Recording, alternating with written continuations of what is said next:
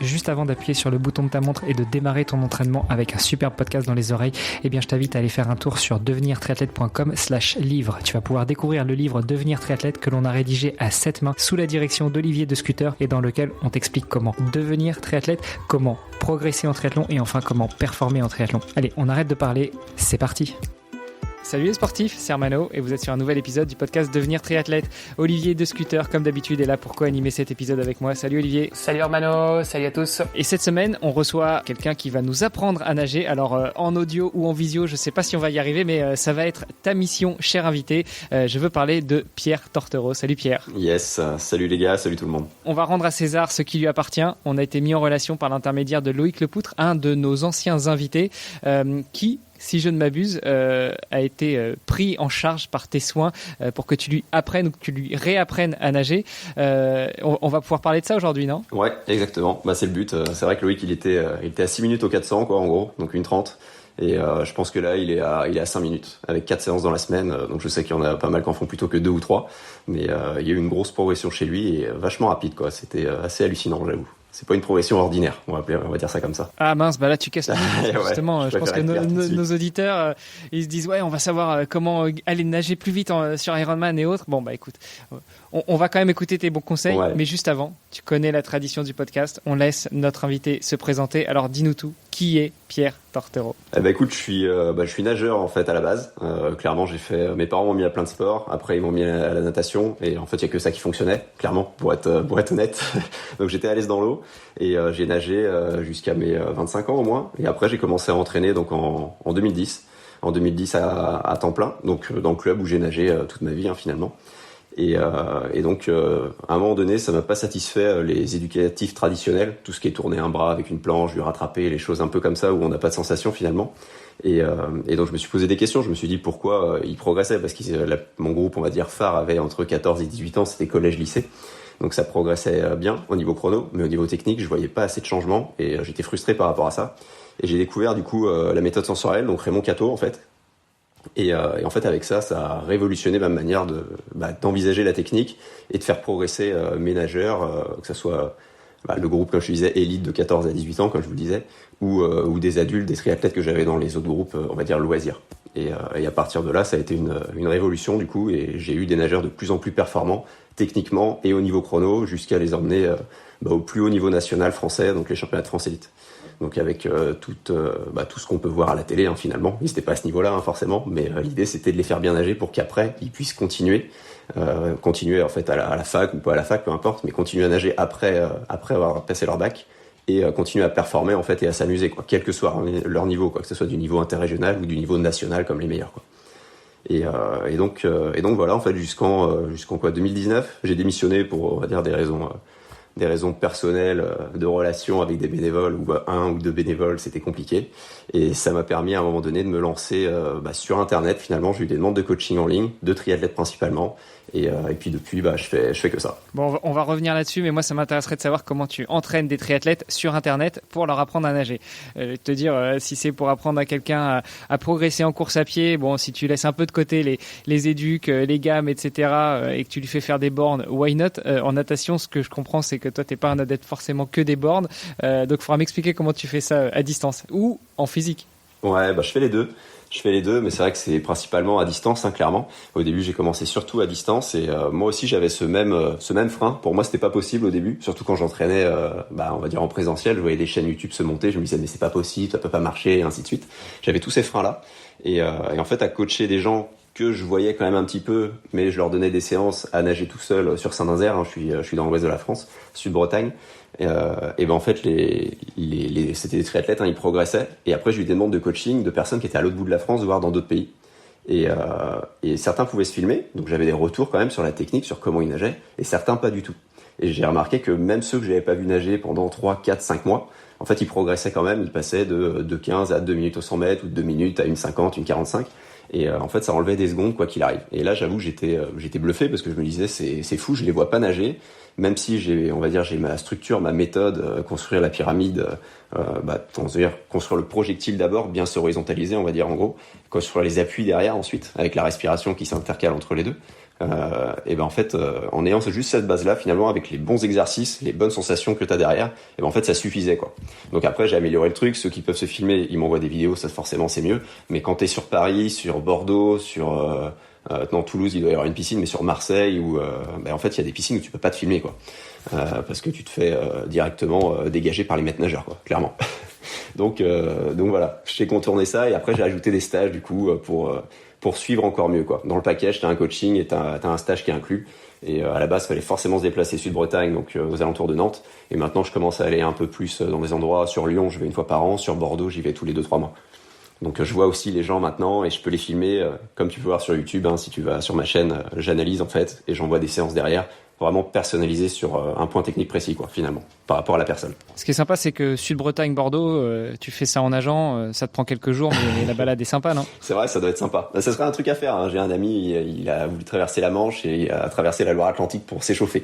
Moi, j'ai fait une partie avec lui, c'est tout, juste une partie, hein, parce que c'est long tout ça. Bon, on va revenir là-dessus. Je voudrais revenir quand même un petit peu sur ton passé. Tu nous dis que t'as un passé de nageur, que tes parents t'ont mis à plusieurs sports et puis finalement, il y avait que la natation qui fonctionnait. T'as commencé à nager à quel âge?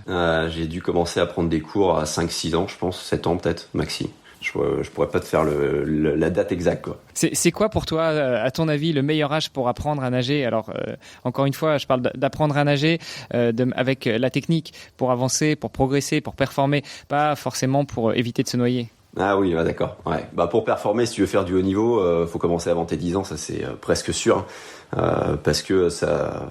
Au niveau mobilité, en fait, si tu commences qu'à 20 ans, si t'as jamais levé les bras au-dessus de ta tête, forcément, tu vas mettre du temps à avoir la bonne mobilité, quoi. Et c'est ce que je vois sur les triathlètes que je coach, tu vois, à 40-50 ans, certains ils commencent même à 55, voire 60. Mais s'ils ont pas fait de sport en levant les bras au-dessus de la tête, forcément, en termes de mobilité sur les épaules, c'est compliqué. Il y a moyen de s'améliorer, c'est juste que si t'as pas passé 50 ans à lever les bras au-dessus de ta tête, il va te falloir quand même des années pour le faire en étant aligné, quoi. C'est ça que je veux dire. Et donc être à l'aise. Ça veut pas dire que tu peux pas atteindre les 2 minutes de moyenne à 60 ans en commençant un stage-là sans être mobile, hein. J'ai vu des choses assez folles en termes de mobilité, surtout chez les hommes. C'est plutôt les hommes qui manquent de mobilité que les femmes. Et clairement, même en manquant de mobilité, on peut avoir des bonnes sensations. Ça crée forcément un peu de frein, mais il y a moyen de descendre bien les chronos, quoi. Ouais, et tu nous dis que tu encadres beaucoup de triathlètes. Ouais.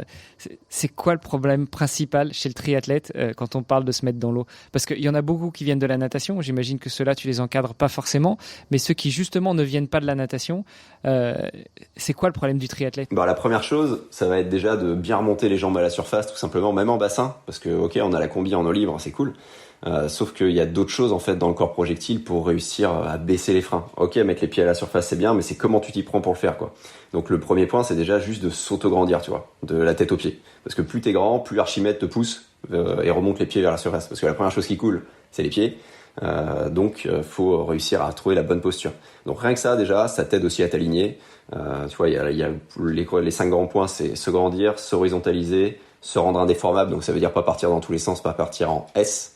Et un point important pour réussir, du coup, 4e point à s'horizontaliser, ça va être de s'immerger, tu vois. Souvent, c'est ce qu'on oublie, immerger vraiment l'avant du corps, parce que c'est là où t'as de l'air, et c'est ce qui te permet de remonter derrière. Les jambes, ça fait une sorte de balancier, tout simplement. C'est comme le jeu des gamins, tu sais, où il y en a un d'un côté et un de l'autre. L'idée, c'est d'équilibrer tout ça, quoi. Où ils sautent, là, je sais plus comment ça s'appelle, ça tape-cul, ou j'en sais rien, mais tu vois l'idée. C'est exactement ça. Et ce truc-là, on peut me dire, ouais, mais après, j'ai la combi, donc ça me sert à rien, parce que j'arrive à avoir les jambes en surface. Ouais, c'est vrai. Sauf que t'as aussi la cage thoracique qui va remonter au-dessus de l'eau. Et du coup, tes appuis, ce qui se passe sous l'eau, ils vont être aussi moins profonds.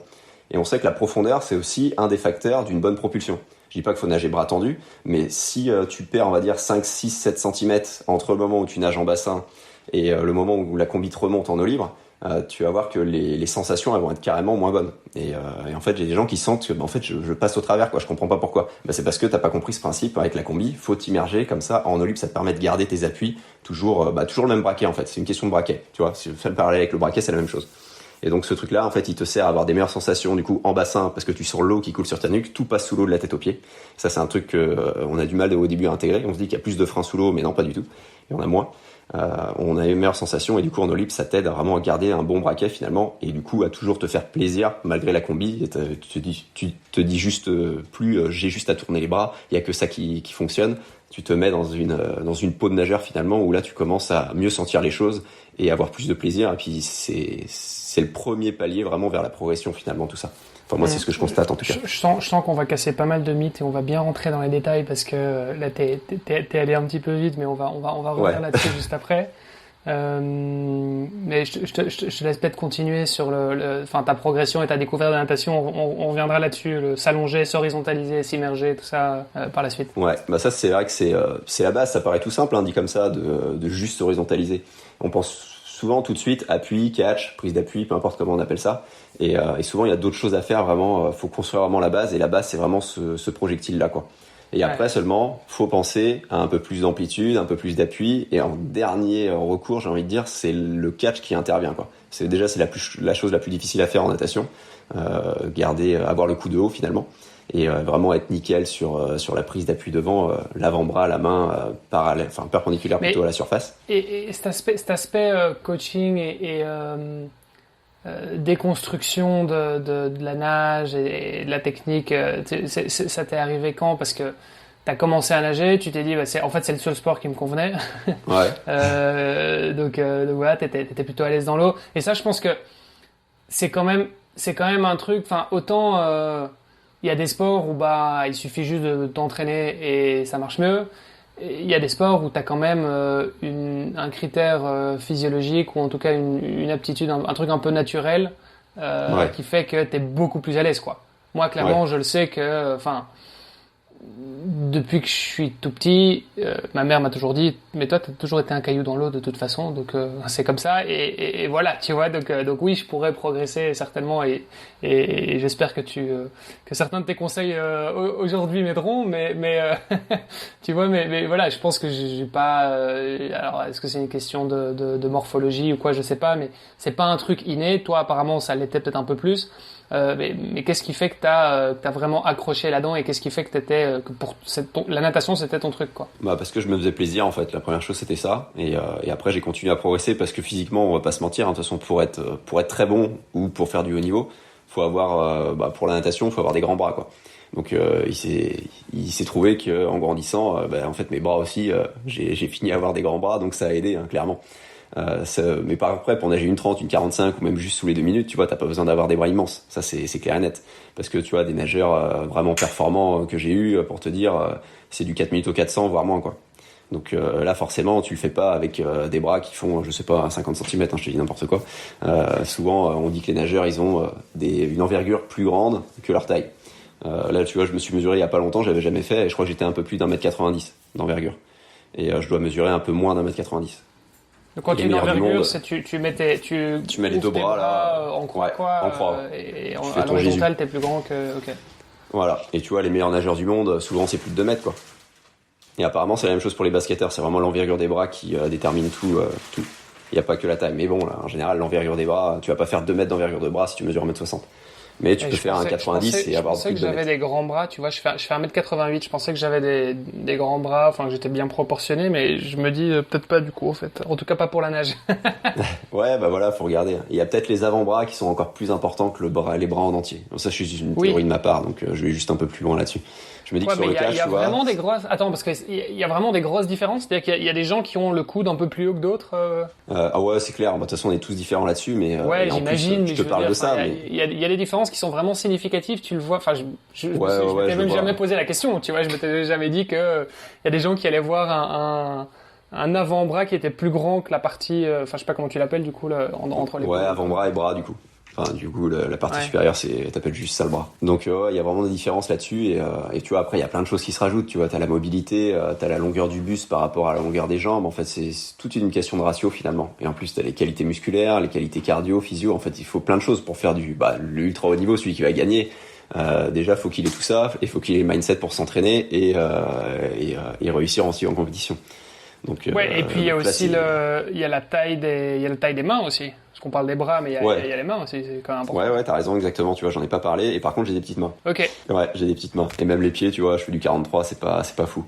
Et, moi, j'étais plutôt un nageur de petit bassin. J'adorais faire des ondulations sous-marines, quoi. Clairement. Parce que j'étais puissant sur les jambes, mais j'étais mobile des chevilles. Tu vois, en fait, tu fais sur tes points forts. Faut toujours bosser sur ses points forts, c'est toujours plus simple de bosser là-dessus. Donc c'est sûr, Ok. si on est à 2 minutes, on se dit la natation c'est pas un point fort, mais il y a moyen de se faire plaisir, tu vois, quoi qu'il arrive, quoi. Je fais du crossfit, je suis pas bon au crossfit, mais je me fais plaisir quand même, quoi. Et parce que c'est intéressant parce que du coup, ça veut dire qu'il y a des critères qui sont morphologiques. Bon, le fait que tu as un avant-bras plus grand que le bras ou que tu chausses du 45 plutôt que du 41. Là, a priori, tu pourras pas Tu peux changer rien faire. grand-chose. C'est ça. Par contre, il y a des choses. Tu parlais notamment de la flexibilité, la souplesse au niveau des chevilles. Ça, Ouais. c'est quelque chose que tu peux travailler. Enfin, Ouais. alors, encore une fois, hein, j'imagine que tu as un minimum. Voilà, on n'est pas tous fait pareil et voilà, il y en a qui pourront aller plus loin, mais je veux dire, c'est des choses que tu vas quand même pouvoir travailler un petit peu. Idem pour les épaules, Ouais. l'amplitude au niveau des épaules. C'est clair, t'as des petits exercices, hein. L'idéal pour la mobilité, c'est de travailler, moi c'est ce que je fais avec mes élèves, je leur dis de trouver 3 fois 30 secondes à 1 minute dans la journée, et tout le monde peut les trouver, hein, sinon c'est de la mauvaise foi, et tu fais un exercice. Un exercice sur les chevilles, un exercice sur les épaules, où tu fais toujours le même pendant 2 semaines. L'idée c'est en fait d'apprendre quelques exos et de garder ceux qui te conviennent le mieux. Et dans l'eau après c'est pareil d'ailleurs, tu fais tes séances, tu vois tel exercice là, il me convient bien, c'est cool, donc je le garde. Tel exercice là, je le sens pas du tout, même s'il est dans le sensoriel et qu'il est censé être utile et tout, et ben je le fais moins, quoi. Faut vraiment faire travailler un peu à l'enthousiasme en fait finalement. C'est un truc important. Tes points d'amélioration, enfin, il y en aura deux, j'imagine. Il y aura la partie mobilité et puis il y a la partie renforcement musculaire. Mais donc, si on reste sur la partie mobilité, toi, ce que tu dis, c'est vrai que moi, ça me parle en tout cas de faire 3 fois 30 secondes à 1 minute par jour. Et tu fais mobilité des épaules, des chevilles. Ouais, bah déjà ça, rien que ça c'est bien, tu vois, juste ça, hein. Après tu peux, t'as plusieurs exercices pour les chevilles ou pour les épaules, hein. Tu vois, un truc tout simple, c'est, je crois qu'ils appellent ça le passover en CrossFit. Tu prends un élastique dans l'idéal, sinon tu prends un bâton et tu fais passer les bras derrière, hop, et tu les refais passer ensuite devant. Et rien que faire ça, tu vois, tu actives vraiment les épaules, tu resserres les omoplates, tu descends, et ensuite la même chose dans le sens inverse, tu resserres les omoplates, tu remontes les bras au-dessus de la tête. Hop, et rien que ça, en fait, tu bouges. En fait, l'idée de la mobilité, c'est ça, hein, c'est bouger, mobiliser. C'est dans le mot, hein, mais je préfère le signaler, quoi. Juste pour que tous les auditeurs comprennent bien, donc on a un bâton ou un élastique, une corde face à nous, les bras tendus. On le tient avec quoi, un bon mètre, enfin plus ou moins 1 mètre de distance entre chaque main. Bah, l'avantage, c'est tu prends un élastique parce que ça te permet de gérer par rapport à ta mobilité actuelle, sachant que tu vas t'améliorer. Donc en fait, ça va se resserrer au fur et à mesure. Pas non plus comme les contorsionnistes où t'as les 2 bras dans l'axe des épaules et tu passes les bras derrière. Tu sais pas comment ils font. Il y a pas besoin d'avoir une souplesse comme ça. Mais en fait, tu gères par rapport à ça. Jamais de mauvaise douleur. C'est toujours l'idée, c'est vraiment de bouger, tout simplement, de bouger en contrôle. Si tu fais ça trop vite, oui, t'auras peut-être plus de mobilité entre guillemets, sauf que tu vas te faire mal. Et en fait, tu vas pas gagner vraiment en mobilité active, d'accord ? Ça va être de là un truc où tu bourrines finalement. Et sur les chevilles, il suffit de t'asseoir sur tes talons, tu vois, hein, si tu peux. Sinon, tu t'assois qu'à moitié ou qu'à 3/4. Parce que je sais que j'ai des élèves qui viennent soit du vélo, soit du trail, ou du foot même d'ailleurs. Et vraiment difficile d'avoir une extension de cheville, quoi, finalement. Vraiment difficile. Enfin, pour certains, ça dépend des gens là-dessus, mais faut y aller vraiment progressivement, quoi. Faut pas aller trop fort. Vaut mieux y aller, ok, je le sens un peu, c'est bon, je reste là, je vais pas plus loin. Parce que si je vais trop dans l'étirement, bah, mon muscle qui va se contracter, ça va faire l'effet inverse. Mais donc ça c'est hyper intéressant parce que je pense qu'il y a beaucoup de gens qui pensent qu'en fait des exercices de mobilité et d'assouplissement, il faut que ça fasse mal, quoi. Ouais, c'est le problème. Ouais. Et il faut mobiliser en fait. Il n'y a pas que les étirements passifs. Les étirements passifs, ça peut être une chose, mais rien que de bouger, en fait, ça suffit. Et c'est surtout peut-être un peu moins chiant, notamment en échauffement. Tu fais 1 minute de ça avant de te mettre dans l'eau sur les épaules. Donc 30 secondes sur les épaules, par exemple, 30 secondes sur les chevilles. Tu te mets dans l'eau, ok, t'as perdu 50 mètres, d'accord, ou tu fais ça 2 minutes et tu perds 100 mètres. Sauf que, en fait, au fur et à mesure, au bout de 52 semaines, si tu t'entraînes 2 fois dans la semaine, bah ça en fait des minutes que t'auras fait, et surtout, t'auras gagné de l'amplitude juste en faisant ça, et le gain aura été certainement supérieur que juste nager 100 mètres de plus, quoi. Si on est trop focus sur le kilométrage qu'on fait, tu vois, si on reprend l'exemple de Loïc, il nageait, je sais pas, 3 ou 4 kilomètres par séance. Moi, je l'ai descendu à 2 bornes. Et il avait pas le choix. Et il était content après. Après, je l'ai fait remonter parce qu'il faisait les séances trop rapidement. Et il a progressé, ouais. Ah ouais, il a progressé parce que on s'est focus sur la technique. On a commencé par la base, hein. Il avait plutôt une bonne horizontalité, mais il y avait des choses à faire sur l'alignement de la tête et il y avait des choses à faire surtout sur l'immersion devant. Donc là, avec ça, il s'est horizontalisé encore plus. Il était vraiment nickel. Et après, seulement, on a bossé les appuis, l'expiration et tout. On a mis un gros focus sur l'expiration. D'ailleurs, c'est un truc qu'on bosse presque jamais. Alors qu'il y a vraiment des choses à trouver et à chercher là-dessus, quoi. L'expiration, ça t'aide à gérer ton énergie, donc c'est toi à gérer ta vitesse aussi, et ça t'aide aussi à passer un palier en termes d'accélération sous l'eau. Parce que plus tu progresses, plus tu vas accélérer fortement l'eau, ok, et plus tu vas glisser longtemps. Parce qu'en fait c'est ça, c'est les meilleurs nageurs du monde, on va dire qu'ils se propulsent en 3/10 de seconde. Si on prend sur un 1500, ils vont glisser 1 seconde et demie, quoi. Et au début, le débutant, il met 1 seconde à se propulser ou 2 secondes, et il met 1/10 à glisser, quoi. Si je schématise, je fais exprès de prendre 2 extrêmes, mais ça permet de bien comprendre que plus on progresse, plus on pousse l'eau fort, et plus on a le temps de glisser longtemps, quoi. Et ça, en gros, on compte le nombre de mouvements. Souvent, au début, c'est quand on est à 2,30, on est à 25 mouvements ou 28 par longueur en bassin de 25 mètres. Et quand on va passer sous les 20, on va arriver autour des 2 minutes, quoi. Et quand on va arriver à une 45, une 30, on va arriver à 15. Bon, tout dépend de la longueur des bras, bien sûr, tout ça. Mais en gros, on schématise. Et les meilleurs nageurs du monde, ils sont tous capables de faire 10 mouvements sur une longueur sans faire d'ondulation sous-marine sur 15 mètres. Juste en faisant une coulée passive, ils bougent pas. Ils font une longueur en nageant grand, en restant sur du crawl. Et ça fait 10 mouvements en général, voire moins. Je suis sûr que Manodou, il en fait 6 ou 7. Ouais, ça, c'est quelque chose qui m'a toujours impressionné, moi. J'ai toujours eu un peu de mal avec ça. Alors, je vais te dire, depuis toutes ces années, j'ai pas dû énormément progresser parce que moi, j'ai un problème de vue et j'apprécie pas les distances. Donc, je suis obligé de compter mes mouvements pour savoir à peu près quand est-ce que, attention, ça va faire mal et je vais toucher le bord. Je suis toujours à 23 ou 24 mouvements. Donc, j'ai pas dû progresser beaucoup ces dernières années. Ouais, faut passer sous les 20. C'est vraiment, j'en ai pas mal pour cet objectif-là à un moment donné. Et, j'arrive pas à passer. Ils viennent en stage et bim, ça passe. Il y a l'énergie, je pense, en direct. Moi, j'adore coacher en direct, c'est vraiment génial. C'est vraiment top. Et ouais, t'as moyen en plus. Des fois, juste sur ça, l'expiration un peu plus forte en fin de poussée, ça va faire piquer les triceps ou les dorsaux, ça c'est sûr. Mais ça va te donner un peu plus de vitesse et associé avec un roulis, donc avec la peau magique ou peu importe, l'idée d'engager vraiment plus de vent, de se mettre plus sur la tranche.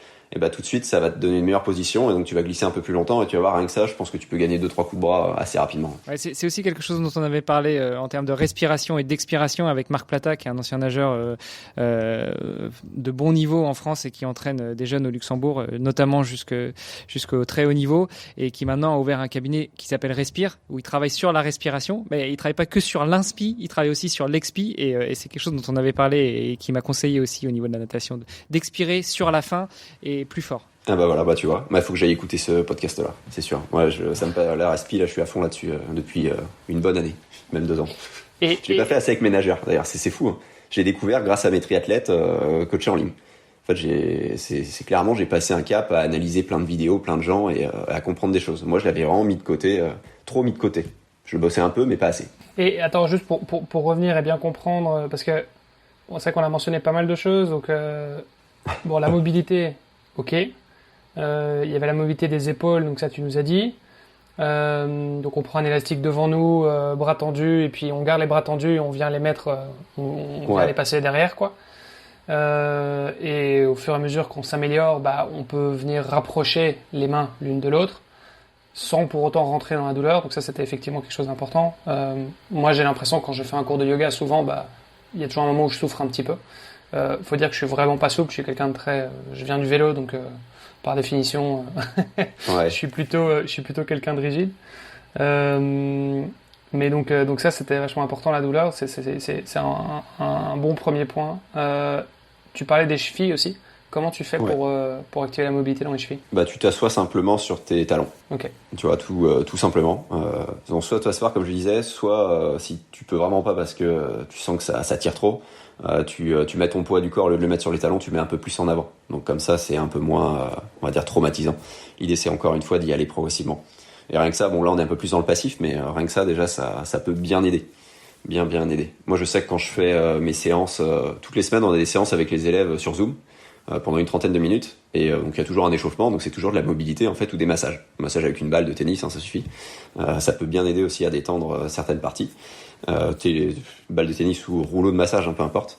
Et du coup, en fait, pendant cet échauffement-là, à mobiliser les articulations, à me masser, je me mets carrément sur mes talons à chaque fois. Je m'assois sur mes chevilles. Comme ça, je fais du 2 en 1. C'est un peu ça l'idée aussi, de perdre le moins de temps possible, d'optimiser le plus possible son temps, quoi. On peut se masser et en même temps, du coup, se mobiliser, on va dire, passivement les chevilles. Mmh. Parce que l'idée, en fait, c'est que le roulis va partir des chevilles. Ça, pareil, je l'ai compris à coacher en ligne, je l'avais pas capté avant. Mais tout part en fait du pied, quoi. T'appuies sur le pied et du coup tu bascules sur la tranche d'un côté, t'appuies sur l'autre pied, tu bascules sur la tranche de l'autre côté, et ainsi de suite. Tout part de là. Et donc si t'as pas un minimum de mobilité de cheville, alors pas besoin d'être super souple comme un nageur, hein, d'accord. Faut juste pouvoir tendre sa pointe de pied légèrement vers l'intérieur. Donc la jambe en rotation, que je dis pas de conneries, en rotation interne, la cuisse. Et à partir de là, tu peux prendre appui sur l'eau, parce que c'est que ça, tu prends appui sur l'eau, boum, et du coup tu bascules sur la tranche de l'autre côté. T'appuies sur la jambe gauche, sur le pied gauche, pour basculer avec le bras droit devant. T'appuies sur la jambe droite pour basculer avec le bras gauche devant. C'est un peu le battement de temps, là, le two-beat kick. Quand on y arrive à un moment donné, on le sent plus sur ce two-beat kick là, parce que on appuie sur un pied, il y a qu'un pied qui bouge, boum, on glisse. Un pied qui bouge, boum, on glisse, et ainsi de suite. Au début, on l'a pas forcément, cherchait pas à le faire. La coordination comme ça, bras-jambes, vient de manière automatique, grâce aux exercices qu'on fait, grâce aux exercices techniques, sensoriels, et ainsi de suite. Si on cherche tout de suite à passer en 2 temps, on va moins bien nager, ça va être moins efficace, et on va pas comprendre pourquoi, on va aller moins vite, et on va dépenser plus d'énergie, donc ça serait con. Ok, bon, bah, en tout cas, moi j'adore le concept de 3 fois 30 secondes par jour. C'est tout con, effectivement, tout le monde peut le faire, faut juste y penser, mais donc ça c'est pas mal. Ok, et donc ça c'est pour la mobilité.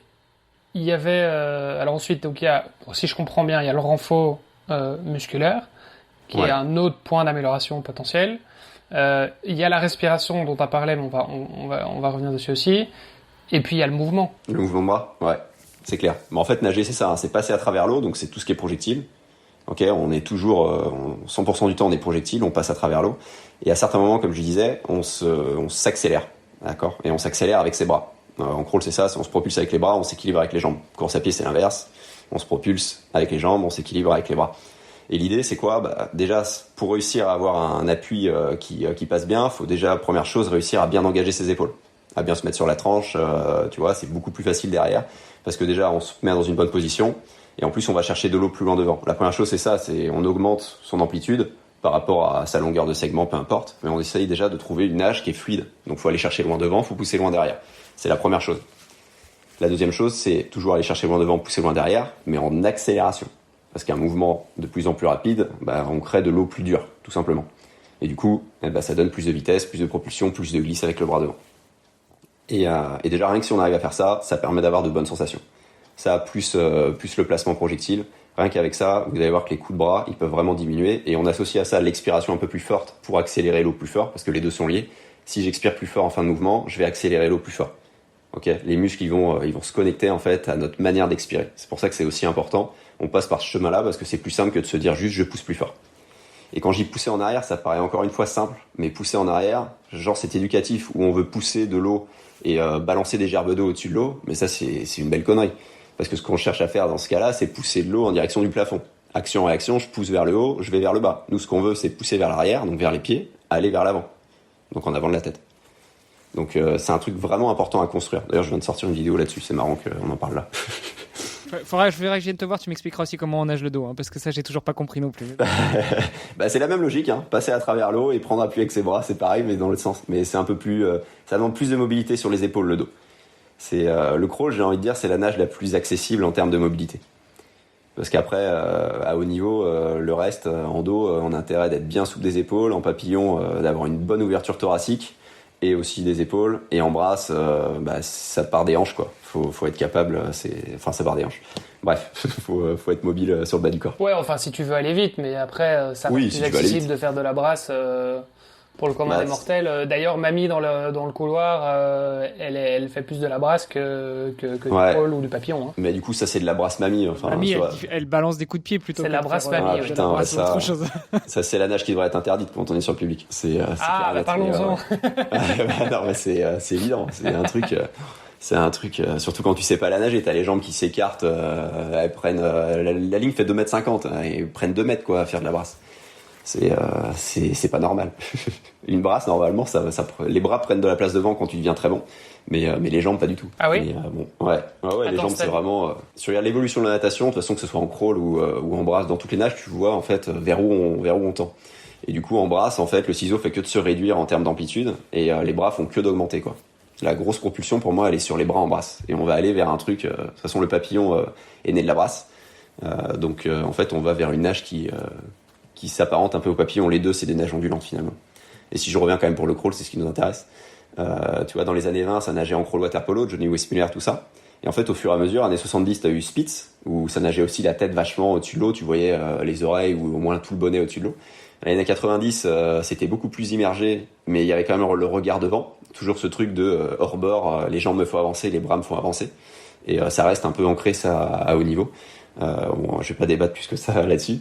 Et en fait, de plus en plus, avec là Yannick Agnel, Sun Yang, Camille Muffat aussi en 2012. En fait, tous les nageurs niçois et pas mal d'autres nageurs autour des années 2010. Quelques-uns, ils sont vraiment passés sous l'eau de la tête aux pieds. Donc, ils sont vraiment immergés pour annuler les résistances de vagues, finalement. Eux, ça leur sert à ça. Ça veut dire qu'en passant sous l'eau, ils ont moins de frein que avoir la tête en surface. Je sais que ça, on se dit, pourtant, en piscine, il n'y a pas trop de vagues. Mais en fait, il y en a quand même, quoi qu'il arrive. Il y a quand même, oui, si on nage sur public, il y a des vagues. Ouais, puis même, sans nager dans une piscine en public, tu fous 8 bourrins dans ouais, c'est vrai, de 25. À mon avis, il y a quand même un petit peu de remous. Ouais, c'est vrai.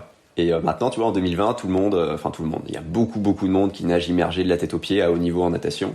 Et ça part toujours du haut niveau, en fait. On voit le haut niveau qui fait ça, parce que les nageurs ont trouvé cette solution-là, ou les entraîneurs ont regardé des vidéos, maintenant c'est un peu ça.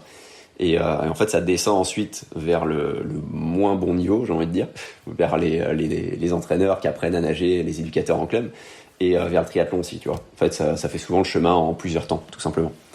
Et donc l'idée, c'est de voir vers où ça va, quoi. Mais là, ça commence vraiment à très très bien nager quand même, clairement. En termes de logique par rapport à Raymond Cateau, ce qu'il a défini dans les années 90, là, on s'en rapproche clairement énormément. Et tiens, une question du coup pour réagir sur ce que tu dis. Là, tu nous dis qu'en gros, ça part du haut niveau des nageurs et ça finit par arriver au triathlon. Est-ce qu'il y a des choses qui sont venues du triathlon dans la natation? Parce que les triathlètes ont ramené quelques trucs dans la course à pied, quelques trucs dans le vélo. Est-ce que le triathlon a ramené des choses dans la natation? Bah ça, c'est une bonne question. Moi, je te dirais, de ce que je connais, j'ai pas trop l'impression, mais je me trompe sûrement parce que je pense que les entraîneurs à haut niveau, ils ont échangé, tu vois, entre le tri et entre la natation. Donc, je pense qu'il y a des trucs qui sont passés en termes de réflexion, en fait, entre les coachs et peut-être entre les athlètes, les sportifs, mais plutôt à haut niveau, à mon avis. Parce que sinon, on a plus cette logique de triathlète, je mets plaque poule et c'est parti, quoi. Tu vois, c'est un peu le schéma caricatural, quoi, là-dessus, quoi. Et moi, clairement, quand j'avais mes élèves, en fait, c'est pas du tout ça. Pas du tout ça. C'est pas ces personnes-là que j'attire, donc moi ça me va bien. Il y a des gens, ils vont réussir à nager une 30 comme ça, ils vont être contents, ils vont continuer, et ils vont faire perdurer ce truc-là, quoi. Bah non, c'est comme ça qu'il faut faire parce que j'ai fait comme ça. Un peu comme si j'étais resté dans mes éduques un peu traditionnels parce que j'ai été entraîné comme ça, donc j'ai commencé à entraîner comme ça, tout à fait vrai. Mais je me suis dit, mince, il y a un truc qui manque, quoi. Et ce qui manquait, c'était un cadre. Personne pouvait m'expliquer le cadre, nager c'est quoi, quoi. Un truc tout con, hein. C'est quoi la définition de nager? Ça, heureusement qu'il y avait Raymond Cateau, tu vois, pour me le dire. Et c'est mon ancien coach qui m'a fait lire des livres en fait là-dessus, et c'est comme ça que j'ai découvert Raymond Cateau. Et après j'ai vu qu'il avait un site, j'ai tout lu plusieurs fois, plein de fois. Et après je l'ai contacté et en fait il me coachait, on va dire, en ligne, tout simplement. Alors qu'il avait déjà 90 ans ou 85 à l'époque, j'ai vu. Ouais, faut dire aussi que chez le triathlète, et là je prends la défense de notre audience, on fait souvent un ratio, c'est-à-dire la natation, c'est soit la première partie d'une épreuve de triathlon, mais en gros, sur un Ironman, ça dure 1 heure, 1 heure et demie. Ouais. Par contre, le vélo, ça va durer 4 ou 5 heures, et la course à pied, 2 à 4 heures.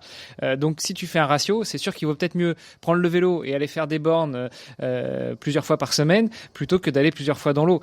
Si tu sais à peu près nager et que tu t'en sors en 1,15, 1,30, t'as peut-être plus de progression à faire sur le vélo que sur la natation. Ouais. C'est peut-être aussi pour ça que les triathlètes, en fait, mettent le pool et les plaques, et puis on y va, quoi. En fait, j'ai envie de dire, ouais, si ça marche comme ça, tu vois, et que t'es à l'aise avec ton 1,15, 1,30, mais carrément, en fait, parce que t'as raison.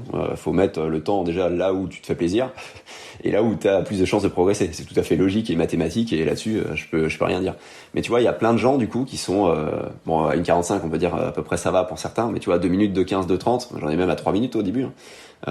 Et là, ces gens-là, ils font la méthode plaque poule, et il y en a, ils bloquent à 2,30, hein, je te jure. Et à 2,30, il y a plus rien qui passe, quoi. Tu te dis merde, tu vois. Et en fait, tu laisses des gens au bord de la route, quoi. Clairement, c'est ça. Et puis c'est un peu la même chose de toute façon en club de natation. Si tu je veux dire, le mec qui peut faire du haut niveau, tu peux lui faire n'importe quoi, on va dire à 10 ans, à 15 ans, comme dirait un de mes collègues, ma grand-mère pourrait l'entraîner, ça marcherait quand même, quoi. Donc voilà. Mais par contre, l'idée c'est d'amener tout le monde, tu vois, de faire progresser tout le monde. Et en fait, moi, c'est ça que j'ai vraiment voulu faire. Parce que oui, j'avais des bons nageurs et tout, j'aurais pu le faire à la méthode un peu, on va dire, traditionnelle, classique, où il y avait un peu de sensoriel, hein, soyons aussi quand même clairs. mais c'était pas à 100%. Mais du coup, ça laissait beaucoup de côté ceux qui ressentaient pas les choses rapidement. Et ça me dérangeait, parce que je voulais faire progresser tout le monde. Moi, tout le monde s'entraîne au début 5 fois dans la semaine, après c'était 6, 7, 8 fois. Je voulais que tout le monde progresse, il n'y a pas de raison. Il y en a qui ont plus de talent, on va dire ça comme ça, de qualité, d'inné. Donc ça c'est cool, c'est eux qui vont, ou les coachs vont venir voir, c'est cool ce qu'il a fait, et ainsi de suite. Sauf que je veux que tout le monde progresse dans ce truc-là, quoi. Ça emmène tout le monde, quoi, vraiment. Et que tout le monde prenne du plaisir, quoi. Et du coup, pareil avec les triathlètes, quoi. Je ressens la même logique, en fait, en progression technique de quelqu'un qui passe de 2,30 à 1,45 qu'un nageur que j'ai eu, qui nageait 5 minutes au 400 et qui a tapé moins de 4 minutes, quoi. Pour moi, c'est le même, c'est vraiment le même plaisir, le même bonheur derrière, en fait. C'est juste que je le voyais en direct le moins de 4 minutes et là je le vois pas en direct, on me fait des retours, c'est pour ça que je fais mes stages, parce que je vois des 100 mètres en direct et là c'est cool, on fait un petit 100 mètres rapide et il y a des bonnes surprises des fois. Alors tu parles de sensoriel. Comment on fait pour ressentir dans l'eau quand on sait pas ce que ça veut dire, quand on n'a pas l'habitude, Ouais. quand comme moi on est un gros bourrin et déjà on ressent pas son corps. Donc comment on fait pour avoir des sensations dans l'eau? Je vais te prendre, tu vois, un exemple très simple. Il y a des coachs qui pourraient te dire rentre ton bras dans l'axe de l'épaule. Ça paraît à peu près clair dit comme ça. Sauf que l'axe de l'épaule pour certains ça va être à 90 degrés sur le côté. Bon, je caricature exprès, mais tu vois, ça va pas être du tout dans l'axe de l'épaule finalement. Parce que voilà, il y a le schéma corporel, ou je sais pas comment on appelle ça, et peu importe. Et le sensoriel, en fait, on va te dire, truc tout con, hein, si t'as fixé la tête déjà correctement, tu vois, c'est pour ça qu'il y a les choses qu'il faut mettre dans l'ordre, hein, c'est comme des Legos qu'on emboîte, et moi je vais te dire épaule à l'oreille, ou biceps à l'oreille, quand tu rentres ton bras dans l'eau. Et là, en fait, si ta tête elle est fixée, elle est alignée avec le reste du corps, donc c'est pour ça que je le mets avant, toujours ce truc-là, et qu'il y a vraiment des étapes de progression tout à fait claires, et là tout de suite, en fait, même sans devoir nager, toi tu vas pouvoir t'auto-évaluer et le savoir. Et je pense que c'est pour ça que la progression est aussi rapide, en fait, moi en ligne, c'est parce que ces choses-là, en fait, c'est très simple, en fait, à s'auto-évaluer et à savoir si on le fait. Et en général, épaule à l'oreille, à un moment donné, tout le monde est capable de le faire, faut le répéter, bien sûr, mais à un moment donné, tu l'automatises, quoi. Alors que je te dis, mets ton bras dans l'axe de l'épaule, ça c'est, si tu l'as jamais ressenti, moi, si tu me dis ça, je vais savoir, parce que voilà, parce que je l'ai fait déjà plein de fois. Mais il y a d'autres personnes, en fait, se rendent pas compte, hein, clairement. Donc il faut des repères tout à fait clairs et précis. Donc là, on est sur des repères tactiles. Épaule à l'oreille, main à la cuisse, tu vois, ça c'est un truc, on peut dire finis ta poussée, mais c'est pas assez clair. Main à la cuisse, ça c'est clair. Tu finis ta poussée, ok. Et ça c'est un truc que pas mal de coachs utilisent. Donc ça c'est du sensoriel. Donc repères tactiles, t'as les repères visuels comme regarder sur le côté, tout con. Hein. Tu vois, tu veux respirer sur le côté, qu'est-ce que je fais? Bon, si t'as mis le roulis en place déjà, parce que la première chose c'est d'abord de mettre un bon roulis, parce que tu vas respirer d'abord, tu vas tourner ton corps et ensuite tu tournes un peu ta tête. Et du coup, regarde sur le côté, regarde la ligne d'eau, regarde quelque chose. Et là, du coup, t'es sur un repère visuel. Ok, et du coup, t'as les repères aussi auditifs. C'est pareil, je les explore que depuis quelques mois là, mais c'est par exemple quelqu'un, j'arrivais pas à le faire rentrer la main avant l'avant-bras, avant le coude. Tu vois, progressivement pour que ça aille vers l'avant. Ça rentrait tout le bras d'un coup et ça faisait plein de bruit. En gros, ça tapait l'eau, du coup le bras il tombait au fond. Quand il respirait, il y avait pas de propulsion derrière. Enfin, il y a tout qui se barrait en couille. Et du coup, au lieu de faire ça, j'ai testé un truc tout simplement en fin de stage. Je sais pas pourquoi ça m'est venu comme ça. Pour ça aussi que je fais des stages en direct, parce que ça me donne plein d'idées. Et je lui ai dit, écoute ce que tu fais, et quand ton bras il rentre dans l'eau, ça doit pas faire de bruit. Et là, tout de suite, il a réussi à bien le faire. En fait, on est plus visuel, tactile, auditif. Donc le tactile, c'est peut-être le plus simple dans le sensoriel parce que tu vas avoir plein de repères. Mais l'auditif, il y a vraiment des choses. Tu vois, moi, je me suis rendu compte du coup que j'ai des plus auditifs sur l'expiration. Je m'entends souffler. Et je sais quand je souffle fort ou pas. C'est voilà. Et il y a des gens, ça va être plus là-dessus, d'autres plus sur les sensations, peut-être des bulles, tu vois, des bulles qui sortent de ta bouche, peu importe. Et voilà, on peut se servir en fait des sens comme ça. D'où le mot sensoriel. D'ailleurs, tu parles d'expiration, tu parles de bulles autour de la bouche. T'expires par la bouche ou par le nez? Le plus efficace pour contrôler vraiment le volume que t'expires, ça va être de souffler par la bouche. Parce que tu peux l'ouvrir plus ou moins. Et souvent d'ailleurs, j'enchaîne sur un problème que je vois, c'est que au début, quand on sait pas nager, on débute, on s'essouffle vite parce qu'on souffle pas dans l'eau. Ok. Et en fait après, on souffle trop. On souffle trop, donc les pieds peuvent tomber. Donc soit on les laisse tomber, soit on fait plus de battements et du coup c'est plus dur au niveau économie. Et souvent ce que je demande du coup c'est de souffler peut-être un peu moins. Faut toujours souffler un peu plus fort en fin de mouvement, même si au début ça fait mal pendant quelques semaines, mais en fait le corps il s'adapte musculairement. Et le fait de moins souffler, on peut inspirer derrière plus rapidement. Genre si on met 3 ans à inspirer et que le bras il rentre dans l'eau alors qu'on a toujours pas fini d'inspirer, là encore une fois je caricature au plus gros problème, c'est sûrement qu'on souffle trop. Donc faut chercher à moins souffler. Faut souffler oui, mais faut pas tout souffler. D'accord, ça fait un râteau. Hein. Est-ce qu'il faut souffler en continu et juste tu souffles un peu plus fort sur la fin? Ou bien est-ce que tu retiens et avant de te retourner, avant de venir chercher ton inspiration, là tu expires et un peu plus explosive et puis tu inspires. Ouais, le plus simple pour commencer, souvent, c'est de souffler tranquille au début et de souffler un peu plus fort à la fin. Sur tous les mouvements, ou si tu respires tous les 3 temps, tu fais au moins sur le deuxième et le troisième. Mais après, à un moment donné, tu peux avoir cette impression de trop souffler justement en soufflant tout le temps, et du coup, tu vas souffler qu'à la fin du mouvement, par exemple. Donc, l'idée, c'est de trouver vraiment la bonne expiration pour soi, sachant que ça évolue. Plus tu progresses, plus tu vas évoluer, plus tu vas souffler sur un temps très court, finalement. Et parce que tu vas pousser l'eau de plus en plus fort. Ça revient à ce que je disais tout à l'heure. Plus tu progresses, plus tu pousses l'eau fort. Et du coup, tu évolues en fait avec tout ça, quoi. Donc c'est pour ça qu'il faut refaire des exercices régulièrement pour retrouver quelque chose qui passe bien, quoi. Pour revenir du coup sur ce qu'on disait, donc j'essaie de restructurer parce qu'on part un peu dans tous les sens, mais en même temps c'est hyper intéressant. Donc on avait les points d'amélioration en termes de mobilité, on a fait. On disait il y avait le renfort, la respiration, le mouvement, et en fait il y a la position aussi, parce que c'est un point en plus qui vient se rajouter, c'est ta position dans l'eau. La position de ton corps dans l'eau. La position de ton corps dans l'eau, qui est différente du mouvement. Ouais. Bah, tu veux dire, en fait l'idée c'est. Mais quand tu parles d'être immersé, le fait de t'allonger, c'est peut-être un peu le mouvement, mais je veux dire le fait d'être horizontal, de t'immerger, etc. Enfin, c'est vraiment ta position en elle-même, quoi. Ouais. Bah, c'est là plus où on revient tu vois la clé avec ta main ou l'orientation de ton bras, tu vois ce que je veux dire? Ouais. Mais en fait, c'est comment tu te positionnes dans l'eau. C'est vraiment la forme de ton corps. C'est pour ça qu'on parlait d'autograndissement, qui va déterminer comment sont tes pieds, tu vois, s'ils sont plus ou moins bas. Si tu t'autograndis, les pieds vont remonter. Si tu t'immerges, les pieds vont remonter. Si tu restes aligné, les pieds vont remonter. Si tu restes indéformable, ça va rester, on va dire, les pieds vont rester horizontaux, tu vas rester bien placé. Et ça, c'est vraiment la base, la première pierre. Après, tu peux bosser sur l'expiration sur le roulis, et ensuite tu viens sur les appuis. Ok, tu vois, il faut prendre les choses en fait dans cet ordre-là, quoi. Tu construis vraiment ta barque avant de mettre les rames, pour prendre une image très claire. Donc tu dis 1, c'est la position. 1, ouais, c'est la position, ce que j'appelle projectile. Construire sa barque, son spaghetti cru, peu importe, t'appelles ça comme tu veux. Ok. Et en 2, c'est des images claires comme ça. Et en 2, tu mettais quoi? En 2, je mets l'expiration. Enfin, tout ce qui est expi, inspire, roulis, parce que ça vient vachement ensemble quand même. Et en fait, à partir de là. Ta respiration, quoi. Ouais. Et à partir de là où si t'as un bon roulis, du coup, t'engages bien les bras devant, derrière, tu vois, on va dire, t'as déjà une bonne amplitude. Après, tu construis les appuis là-dessus, quoi. Donc, faut un minimum, en fait, de projectiles avant de passer à l'expi, à la respi, on va dire ça comme ça, avant de passer aux appuis. Et après, tu vois, tu repars toujours dans l'autre sens. On va dire, au début de chaque cycle, si tes cycles font 3 mois, peu importe. C'est aussi simple. Tu repars toujours de cette base-là à 80%, on va dire ça comme ça.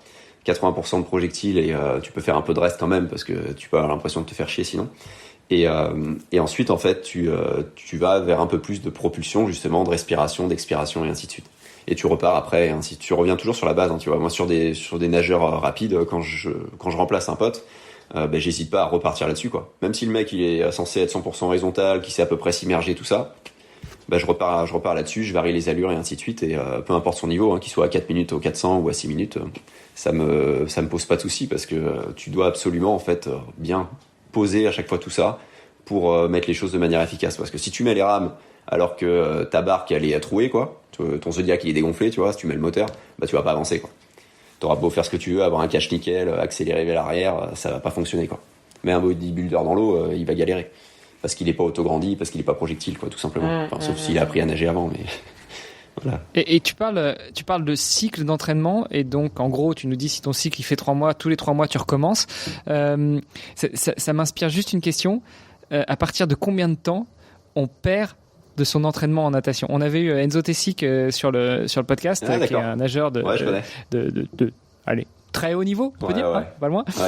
Et il nous disait, lui, quand il nage pas 2 jours, le 3e jour, il a l'impression de plus savoir nager. Donc toi, ton avis, c'est quoi? Il nage 2 fois par jour aussi. Donc en fait, plus tu nages, forcément, plus tu vas t'arrêter longtemps, plus c'est dur, quoi. La première chose que tu perds, c'est direct le cardio. Clairement. Par contre, l'avantage du sensoriel à apprendre à pousser fort et ainsi de suite, donc à travailler le musculaire finalement et la technique, c'est que moi, mes élèves, toutes les 4-5 semaines, ils s'arrêtent une semaine. Ou alors ils nagent qu'une fois au lieu de 2. Ils font 1000 mètres tranquille. Et en fait, quand ils reviennent, je vais dire c'est des avions. Hein. C'est pas des avions, mais tu vois le truc, quoi. C'est tout de suite, boum. J'ai récupéré musculairement. Ah la vache, j'ai jamais réussi à passer ça. Là, je l'ai passé, quoi. Et tu vois, 4-5 semaines, je fais des cycles assez courts, quoi, là-dessus. Et pourtant, ils s'entraînent que, entre guillemets, 2 fois. Certains 3. Et Loïc 4. Mais ouais, ça permet vraiment de récupérer musculairement, quoi. Et sinon, pour répondre à ta question, là, j'ai quelqu'un qui s'était arrêté plusieurs mois. Il avait quand même fait un peu d'élastique, de séances élastiques, technique, accélération, voilà, pour bien sentir le mouvement de bras, parce que dans l'eau, c'est très compliqué de sentir exactement ce qu'on fait. Vu que sous l'eau, t'as pas de repère tactile évident. Le seul truc que tu peux faire, c'est regarder si tu fais le catch. Tu vois, mais il faut l'avoir ressenti avant en dehors de l'eau, parce que sinon tu peux pas y arriver. Donc même en s'arrêtant, tu vois, plusieurs mois en faisant un peu d'élastique, et ben le mec, il a retrouvé ses chronos en 2-3 semaines, quoi. Et le cardio, il est peut-être revenu un peu plus tard, mais ça peut aller très très vite, quoi. C'est l'avantage. C'est l'avantage quand tu t'arrêtes et que t'as bossé musculairement et pas que cardio à tourner les bras, tu vois. Encore une fois, si tu fais que du pull et que tu tournes les bras, là tu vas perdre super vite, quoi.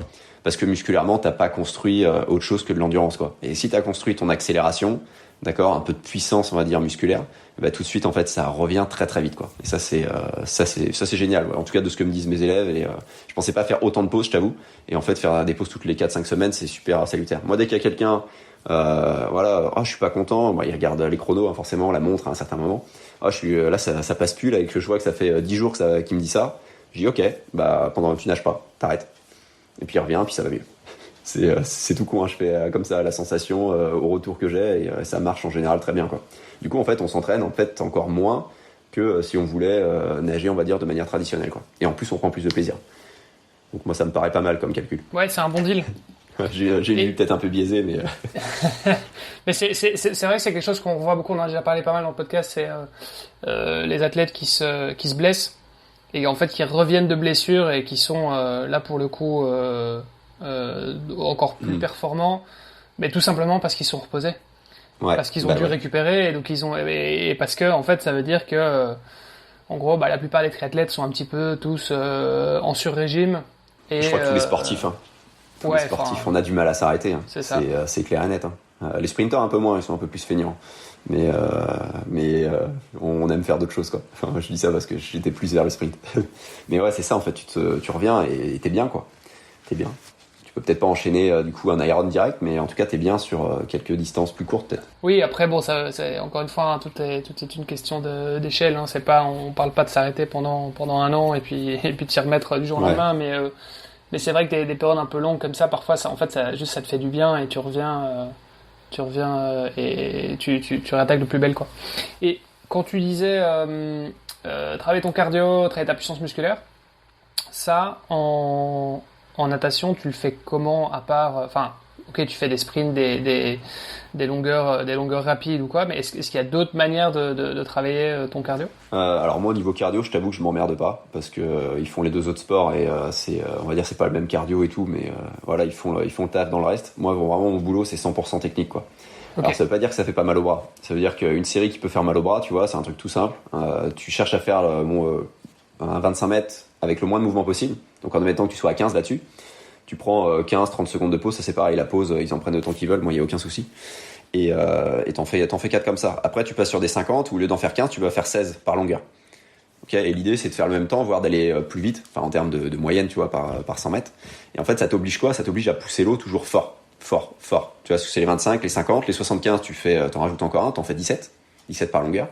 Les 100 mètres, t'en rajoutes encore un, t'en fais 18. Et tu vois, c'est une série très classique, hein, 4x25, 4x50, 4x75, 4x100. Et l'idée à chaque fois, c'est de faire ton meilleur temps possible, avec le nombre de coups de bras. Mais ça t'oblige du coup à pousser fort. Et tu vois, après, tu peux mettre un 200 mètres allure course, peu importe, un truc comme ça, histoire d'être plus dans ta cadence, fréquence de course.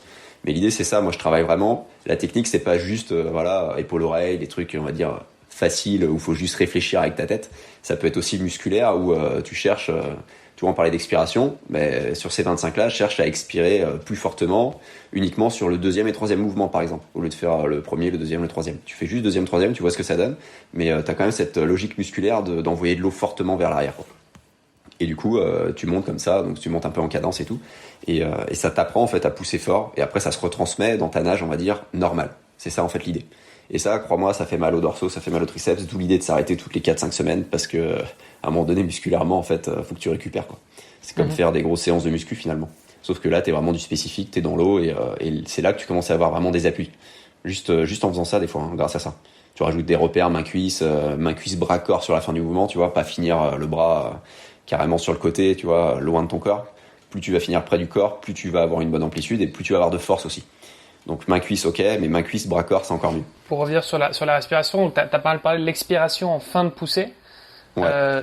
Tu peux nous expliquer un petit peu comment ça fonctionne? Tu veux dire ce que je demande comme exercice ou ce que je dis à mes athlètes? Ouais, c'est ça. Et, enfin, en gros, pourquoi est-ce que, comment fonctionne ce mécanisme au niveau musculaire? Qu'est-ce que ça induit musculairement?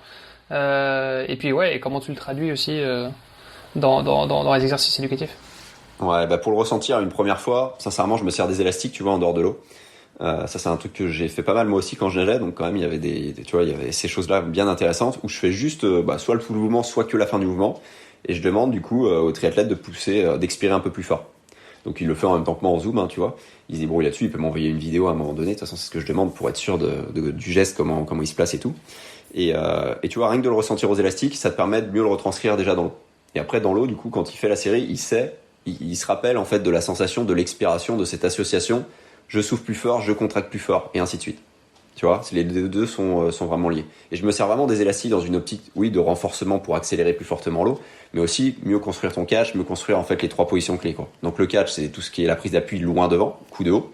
La deuxième position clé, ça va être quand tu passes à la verticale, tu vois, de ton épaule. C'est là où tu as la main, l'avant-bras et le bras, dans l'idéal, orientés vers l'arrière. Dans l'idéal. Parce que c'est pas facile de tout orienter en même temps. Mais prends un mur, place-toi sur ces positions-là, en général, ça te donne clairement la position, vu que le mur est droit, au moins ton mouvement il va être, tu vas le ressentir beaucoup mieux dans ta tête, et du coup il sera beaucoup plus facilement reproductible derrière dans l'eau. Et la troisième position clé, c'est juste avant l'extension du bras, c'est quand t'as le bras au corps et juste avant que ta main vienne toucher ta cuisse, quoi. Et en fait à faire ça en dehors, derrière, même si t'y penses pas en fait dans l'eau et si t'es sur un thème projectile, ça va se construire en fait au fur et à mesure. Tu vas construire ton GPS sous l'eau, quoi. Tu vas construire tes appuis au fur et à mesure. Et quand on sera vraiment sur ce truc, bosser les appuis, clairement ça va aller beaucoup plus vite en fait de faire ça avec quelques autres exercices, bien sûr, mais la base vraiment élastique, elle est importante. Là-dessus, merci les confinements. J'en faisais déjà beaucoup avec mes nageurs, mais les confinements du coup avec les triathlètes, j'en faisais 2-3 séances dans la semaine. Ça a vraiment bien fonctionné, et du coup en fait j'ai obligé ça à faire au moins une séance par semaine à tous mes élèves. Je sais pas si j'ai répondu à tes questions, j'ai dérivé un peu sur l'expiration. Mais ouais, en gros, sans le en dehors de l'eau, fais une série après un petit échauffe là-dessus où t'expires un peu plus fort. Ça peut être juste 200 mètres, parce que ça suffit. T'expires un peu plus fort qu'à la fin du mouvement, avant de toucher ta cuisse. Tu vois, t'as le repère main-cuisse. Tu te dis juste avant de toucher ma cuisse, je vais expirer un peu plus fort jusqu'à ce que je touche ma cuisse. Et en fait, mécaniquement, tu vas l'automatiser. Gagner du temps sur ton inspi du coup, et parce qu'en fait, le moment où t'inspires, t'as la bouche à moitié hors de l'eau, et donc t'es moins hydrodynamique. Ouais. T'es moins, enfin voilà, t'as plus de résistance tout simplement parce que t'es en torsion, quoi. Donc l'idée est de minimiser le moment justement où tu vas venir prendre ton inspi. Et donc le fait d'expirer fort, c'est pour vraiment vider tout l'air de tes poumons pour prendre l'inspi plus facilement. Alors justement, vide pas tout, parce que si tu vides tout, tu vas mettre très longtemps à inspirer. D'accord. Tu dois trouver en fait le bon compromis pour toi pour quand même expirer. Enfin, faut expirer pour avoir de l'air qui rentre derrière, sinon tu renouvelles pas ton air. Et pour inspirer rapidement, donc remettre ta tête avant que, on va dire, ton épaule touche ton oreille, tu vois. Je parlais d'épaule oreille tout à l'heure. Oui. Oui, c'est vrai que tu t'expires pas tout non plus. Ouais, faut trouver le bon truc là-dessus. Et ouais, au niveau de position hydrodynamique, c'est vrai que dans l'idéal, on dit qu'il faut avoir une lunette dans l'eau et la moitié de la bouche, ou la bouche qui est en torsion, machin. Ouais. Déjà, rien que si t'as la joue posée sur l'eau, l'oreille dans l'eau, c'est déjà une bonne position, quoi. Parce que mine de rien, pour respirer, comme tu dis, il faut respirer dans la vague, et pour respirer dans la vague, il faut quand même créer de la vitesse. Et je sais pas à partir de quel chrono exactement, tu vois, t'as assez de vitesse pour avoir une vague et réussir à respirer dans la vague, mais c'est pas à 2 minutes. Il y a des vagues quand tu pousses fort. Quand tu fais moins de 10 mouvements en 25, là tu le sens bien. Tu sens bien que plus tu pousses fort, plus t'as de résistance, donc plus t'as intérêt d'être bien placé. Et c'est ça aussi. T'essayes de... Enfin moi c'est ce qu'on m'a toujours dit, c'est que tu dois garder un œil dans l'eau. T'as un œil à l'extérieur et un œil dans l'eau. Ouais, dans l'idéal, ouais. Quand dans l'idéal. Mais je crois que même si je nage tranquille, j'arrive pas à le faire. Ouais, j'ai peut-être des nageurs qui sont plus performants sur l'inspi. Moi, c'est vrai que j'y pense. Souvent, j'y pense et je dis il faut que je fasse attention. En fait, j'ai du mal à. En réalité, je le fais pas trop, quoi. Ce que tu peux faire déjà, c'est cette expiration-là, tu vois, avant l'inspi.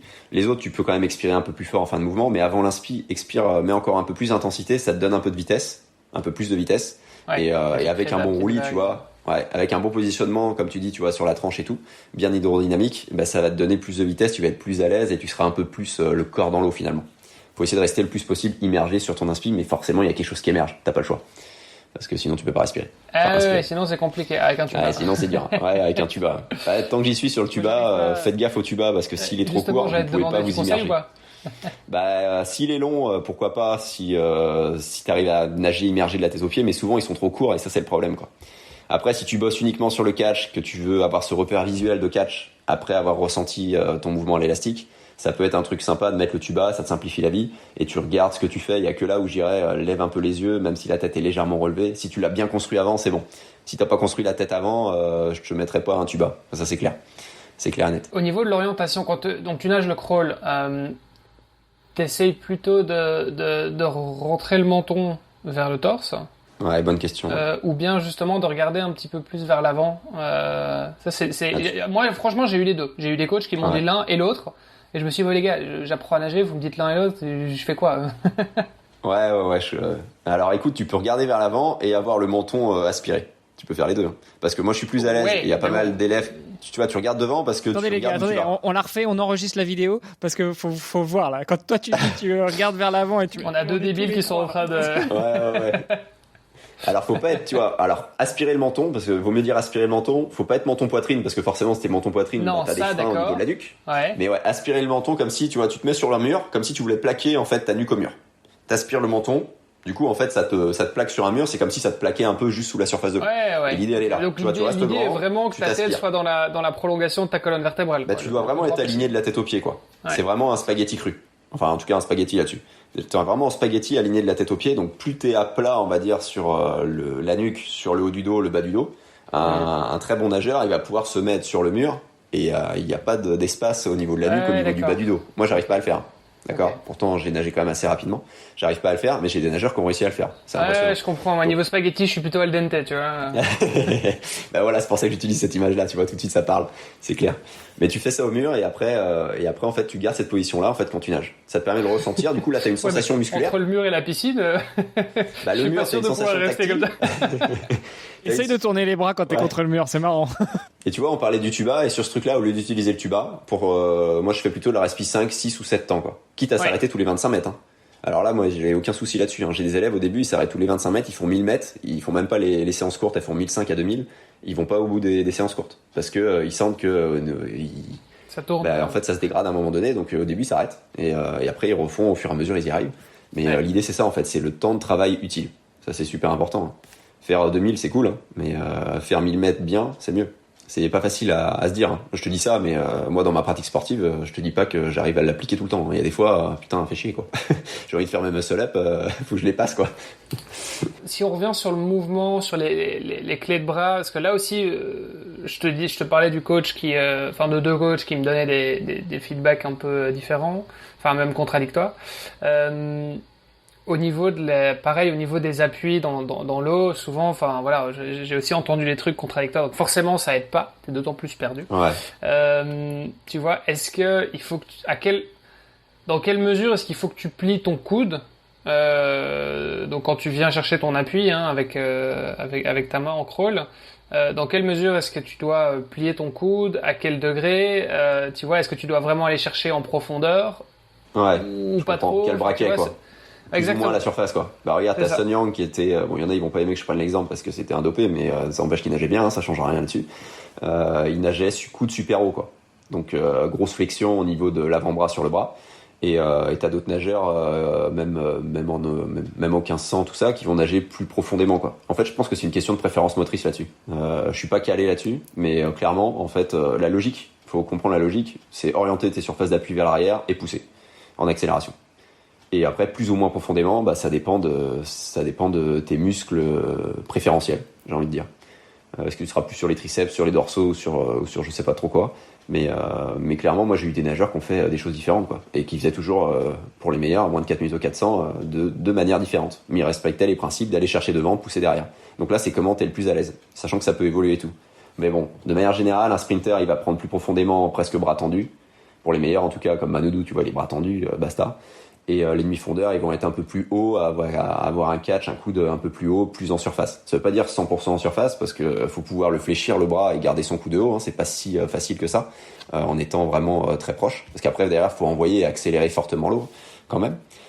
Soit un peu plus bas, où ça demandera un peu moins de flexion de bras, et t'es peut-être un peu plus à l'aise pour commencer. Souvent, pour commencer. Et quel est l'avantage du coup d'avoir ton coude un peu plus haut? Là, c'est vraiment une question de préférence, parce que. Non, mais quand tu disais les sprinters ont plutôt le bras tendu, sur en endurance, c'est moins le cas. Le principe de profondeur au niveau des appuis, principe du corps propulseur de Raymond Cato, te dit que, de toute façon, c'est la physique.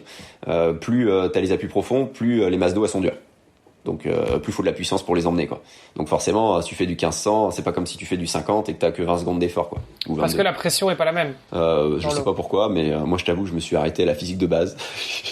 J'ai vu que c'était ça, j'ai fait ok, d'accord, c'est comme ça, c'est comme le R. Non mais ce que tu veux dire, non mais pour essayer de comprendre, donc c'est à dire que si tu viens, je sais pas, mettons que tu nages, tu fais de la plongée, tu fais ton crawl à 10 mètres de profondeur. Il y aura plus de résistance dans l'eau que si t'es à la surface. Ouais, techniquement, ouais. Plus tu vas profondément, ouais. Parce que c'est la pression. C'est logique, hein. Je veux dire, ça m'a l'air d'être, ça me semble logique en tout cas. Ouais, ou c'est parce que t'as peut-être moins les. Je suis pas certain que la pression dans l'eau, elle ait un impact sur. Je suis pas sûr que ce soit ça qui change. C'est-à-dire que l'eau est plus, s'il y a plus de pression, elle est un peu plus condensée. Ouais, je pense que c'est pareil. Je t'avoue, c'est pour ça que je m'aventure pas là-dessus, mais. Je sais pas. C'est pour ça que j'essaie de comprendre. Moi, ce que je sens, tu vois, si je fais le mouvement vraiment en surface, coude en surface, je sens que mon coude il prend pas d'eau, quoi.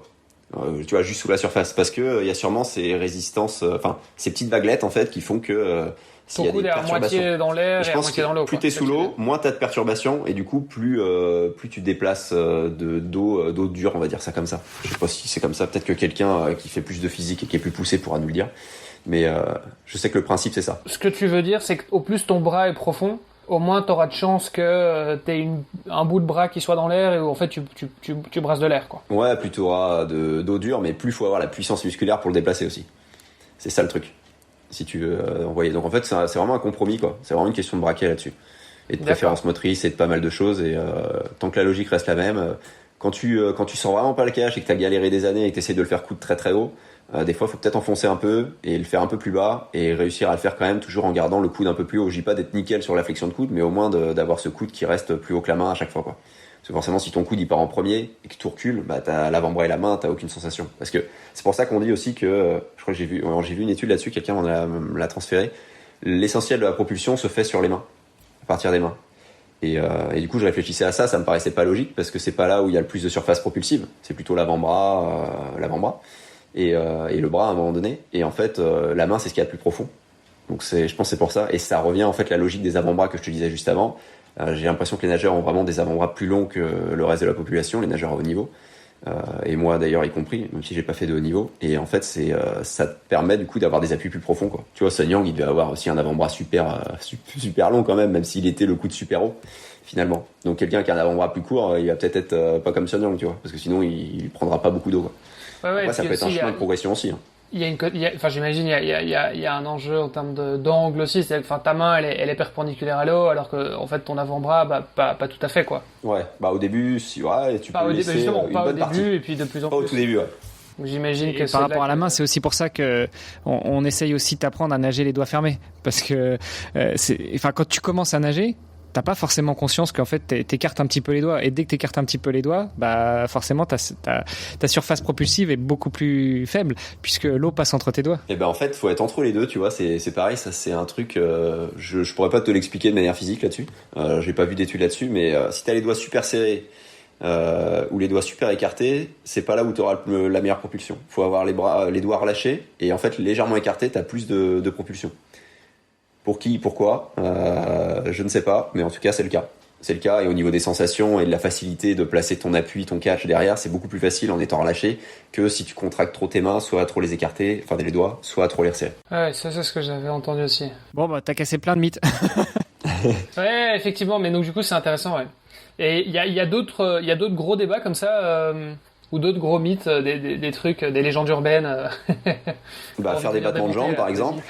Faire des battements de jambes, ça sert à rien. Ça sert à rien, Avec ou sans planche, non, il y a aucun intérêt parce que la propulsion part des bras. Donc, étant donné que Les coordinations se font de manière automatique. C'est en fait ce que tu fais sur tes bras. Plus t'as de roulis, plus tes jambes elles vont équilibrer, elles vont s'écarter, elles vont se mettre en fait en fonction. Est-ce que tu réfléchis à tes bras exactement en course à pied? Ah bah quand je veux accélérer, oui. Tu penses à tes bras? Enfin, quand je sens que j'ai besoin de remettre du rythme, je tire sur les bras, quoi. Ouais, mais ce qui te fait avancer, ça reste sur les jambes. Ah non, c'est pas les bras qui me font avancer, mais le fait de tirer sur mes bras, ça t'aide à balancer de l'autre côté. Ouais, c'est ça, exact. Ça t'aide à une sorte de roulis finalement. Ouais, c'est ça. Ouais, comme le roulis du coup qui part des pieds. Bah t'as ça, tu vois, et parce que mais tu fais des battements avec une planche. Vas-y. Ouais, mais justement, je te prends un contre-exemple. En course à pied, je peux faire que les bras, je vais pas avancer. Ouais. Par contre, voilà. à la natte, c'est le problème. si je fais que les jambes, je vais quand même avancer. Je vais pas avancer très vite, je vais avancer très lentement. Surtout moi, je suis très mauvais là-dedans. Mais je vais avancer un petit peu. Ouais, c'est vrai. C'est le problème justement. C'est le problème en natation. Regarde, tu prends une planche. Enfin, moi j'ai filmé parce que j'ai essayé de comprendre. C'est un truc que je comprenais pas au début. Raymond il me disait ça. J'arrivais pas du tout à l'intellectualiser ce truc-là. Et tu prends une planche, tu filmes quelqu'un. Ça a pas du tout le même battement de jambes que quand tu nages en crawl. Rien à voir. En termes de flexion de genoux, déjà t'es dans un seul plan, alors qu'en crawl tu tournes. Ouais, puis t'es complètement cassé en deux. Il y a tout le corps qui Parce tourne. que là, pour le coup, l'immersion, quand tu fais des battements de jambes avec une planche, la tête, elle sort de l'eau. Ouais, bon après tu peux la mettre sous l'eau et tout, mais c'est ouais. Et en fait, ça a rien à voir en termes En fait, tout part de ton cas théorique en termes de crawl. Si tu penses que les jambes elles sont propulsives, bah fais-en. Sinon non. Moi, j'en fais pas du tout. Je fais pas du tout de planche, pas du tout de poule. Et j'en ai jamais fait avec mes nageurs. Ça n'empêche pas que j'ai eu certains qui étaient très très à l'aise sous l'eau. D'accord, moi y compris. Bon après on peut faire des ondulations sous-marines en plus, mais ça c'est pas le débat. Mais pour le crawl en tant que tel, en termes de nage, il y a vraiment pour moi aucun intérêt là-dessus, parce que tu te déplaces pas en fait avec ça. Les deux vitesses ne s'additionnent pas. Donc pour moi il y a pas de sujet là-dessus à partir de là, quoi. Attends, tu dis les vitesses ne s'additionnent pas. Enfin moi je le sens quand je fais un test, je fais un test 400 par exemple.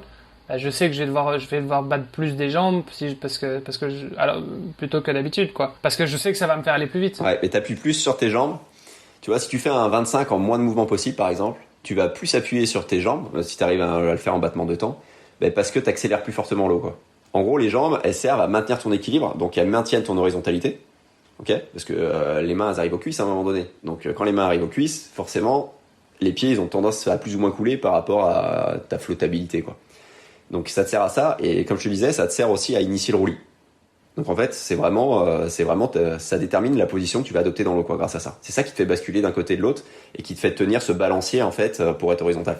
Et donc leur rôle, c'est vraiment ça. Ok, mais donc il faut être synchro, ouais, mais donc t'as intérêt à être hyper synchro entre ton mouvement de jambe et ton mouvement de bras. Ouais, mais tu vas voir, ça vient de manière automatique. Tu vois, tu fais de la peau magique, tu fais de l'accélération, de l'expiration sous l'eau, tu te places de mieux en mieux sur la tranche, de plus en plus horizontale. À un moment donné, au bout de plusieurs mois, entre 6 et 12 mois, ça dépend, quand tu arrives sous les 2 minutes à une 50, une 45, et ben là, le battement de temps, chez mes élèves, il se crée tout seul. Ils y arrivent tout seuls. Je leur demande pas. Et je leur demanderai jamais. J'ai réfléchi, pourtant aussi, je me suis dit, merde, comment je pourrais leur faire acquérir plus vite, mais en fait, non. C'est une conséquence, en fait, de ta manière. Ouais, c'est une conséquence de ta manière de nager. Vraiment. Okay. Je sais que ça, c'est difficile à... Enfin, je dis ça, faudrait que je me refilme pour voir, mais j'ai pas l'impression que ce soit si synchro que ça, quoi. Ouais, ah oui, mais ça, c'est un peu désordonné au début. Regarde le débutant. Le débutant, il va être en mode un peu terrien, il va battre des pieds vraiment beaucoup, et les bras, ils vont tourner sans vraiment trop le faire avancer, quoi.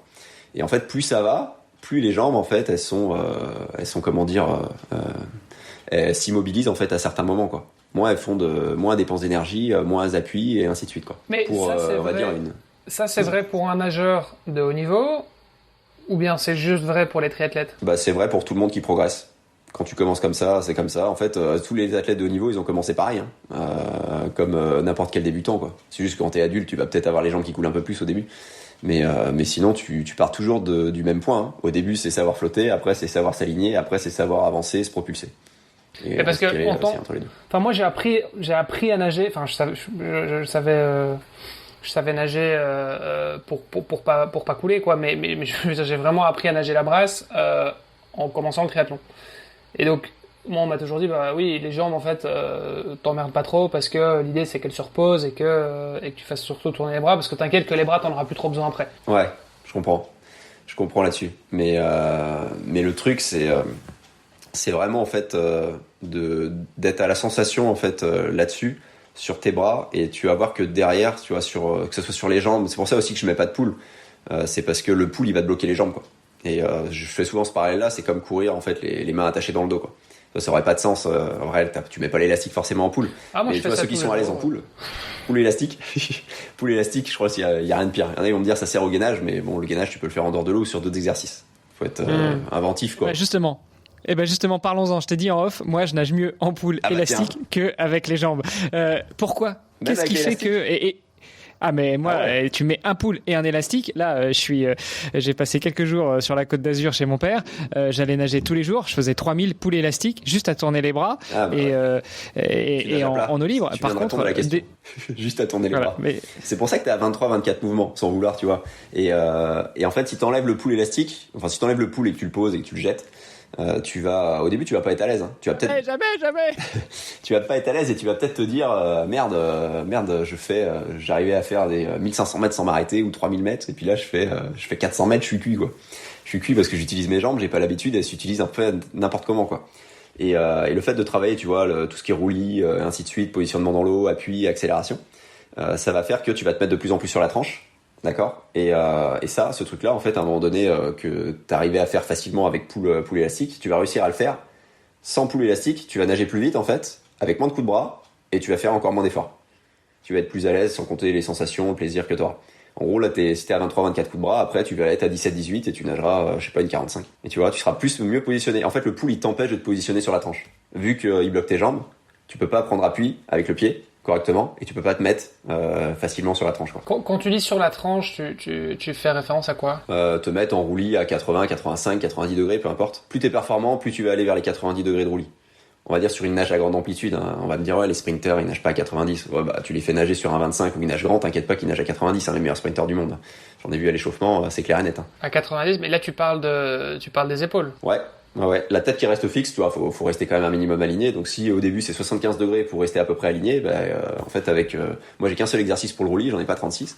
Et ça va te permettre en fait d'aller progressivement et à force de faire l'exercice, ça va s'intégrer dans ta nage. Et si aujourd'hui t'es à 75 degrés, tu vas passer à 77, 78, 79 et tu vas nager plus vite, tes coups de bras vont baisser parce que plus tu nages vite, moins t'as de coups de bras. Ça c'est un truc aussi qui paraît contre-intuitif, mais il y a aucun, je prends toujours l'exemple exprès au niveau et tout, mais les nageurs de niveau ils sont pas à 25 mouvements quand ils nagent tranquille. Ils sont à 10, 11, peut-être certains 12, basta, quoi. Et il y en a ils nagent tranquille, ils sont à une 10. Tout dépend de qui on parle, mais voilà. En fait, on progresse vraiment en fait grâce à ça, quoi. Grâce à ces principes en fait techniques dont on parle depuis tout à l'heure, quoi. Et tout le matériel te bloque dans ta progression technique, quoi. Et ça aussi, quand tu fais le parallèle avec la course à pied, c'est vachement contre-intuitif parce que finalement en course à pied, on te dit des petits pas.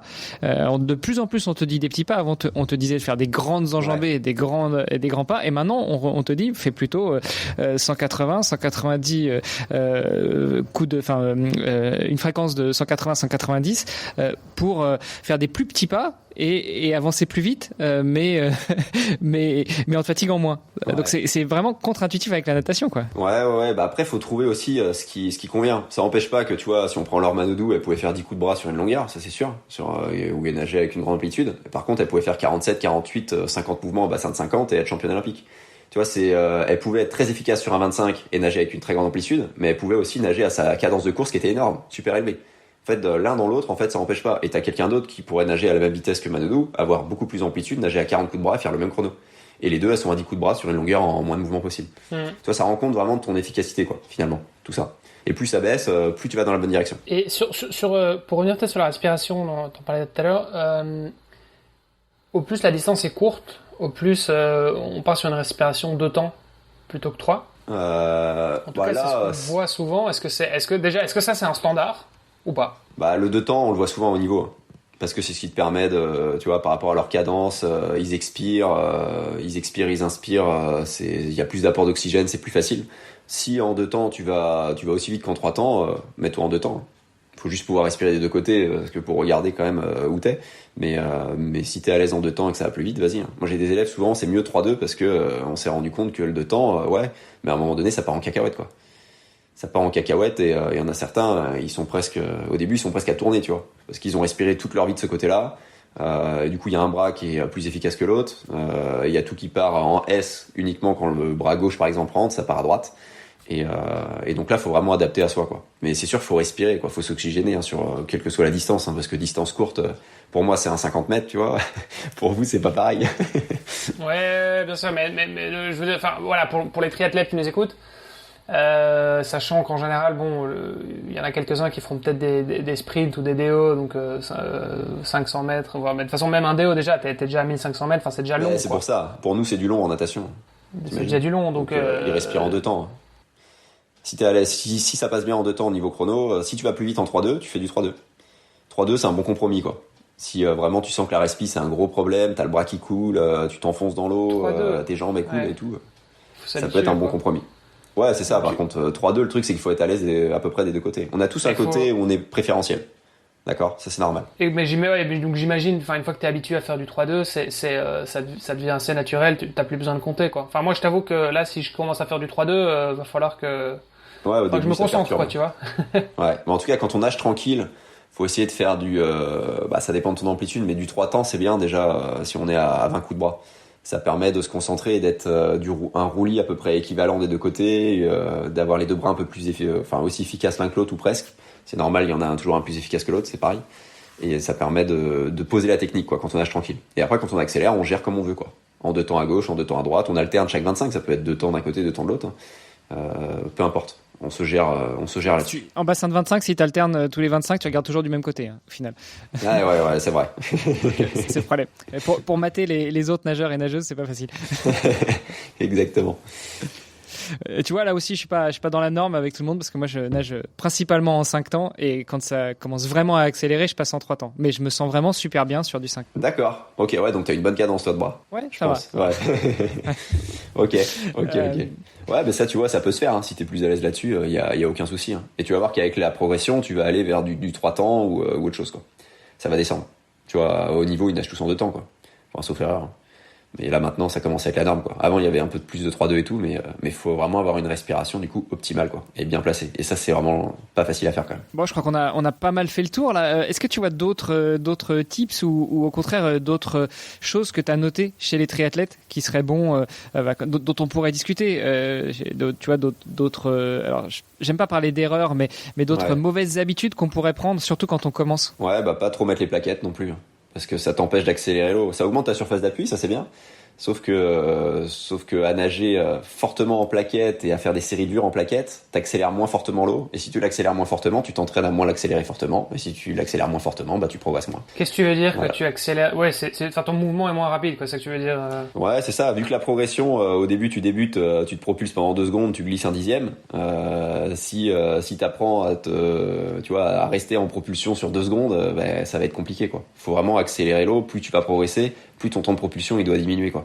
Et si tu fais ça avec les plaquettes, ton temps de propulsion il fait que de diminuer, quoi. Donc c'est dans le cas où tu fais que des séries de plaquettes à fond à 100% et tout.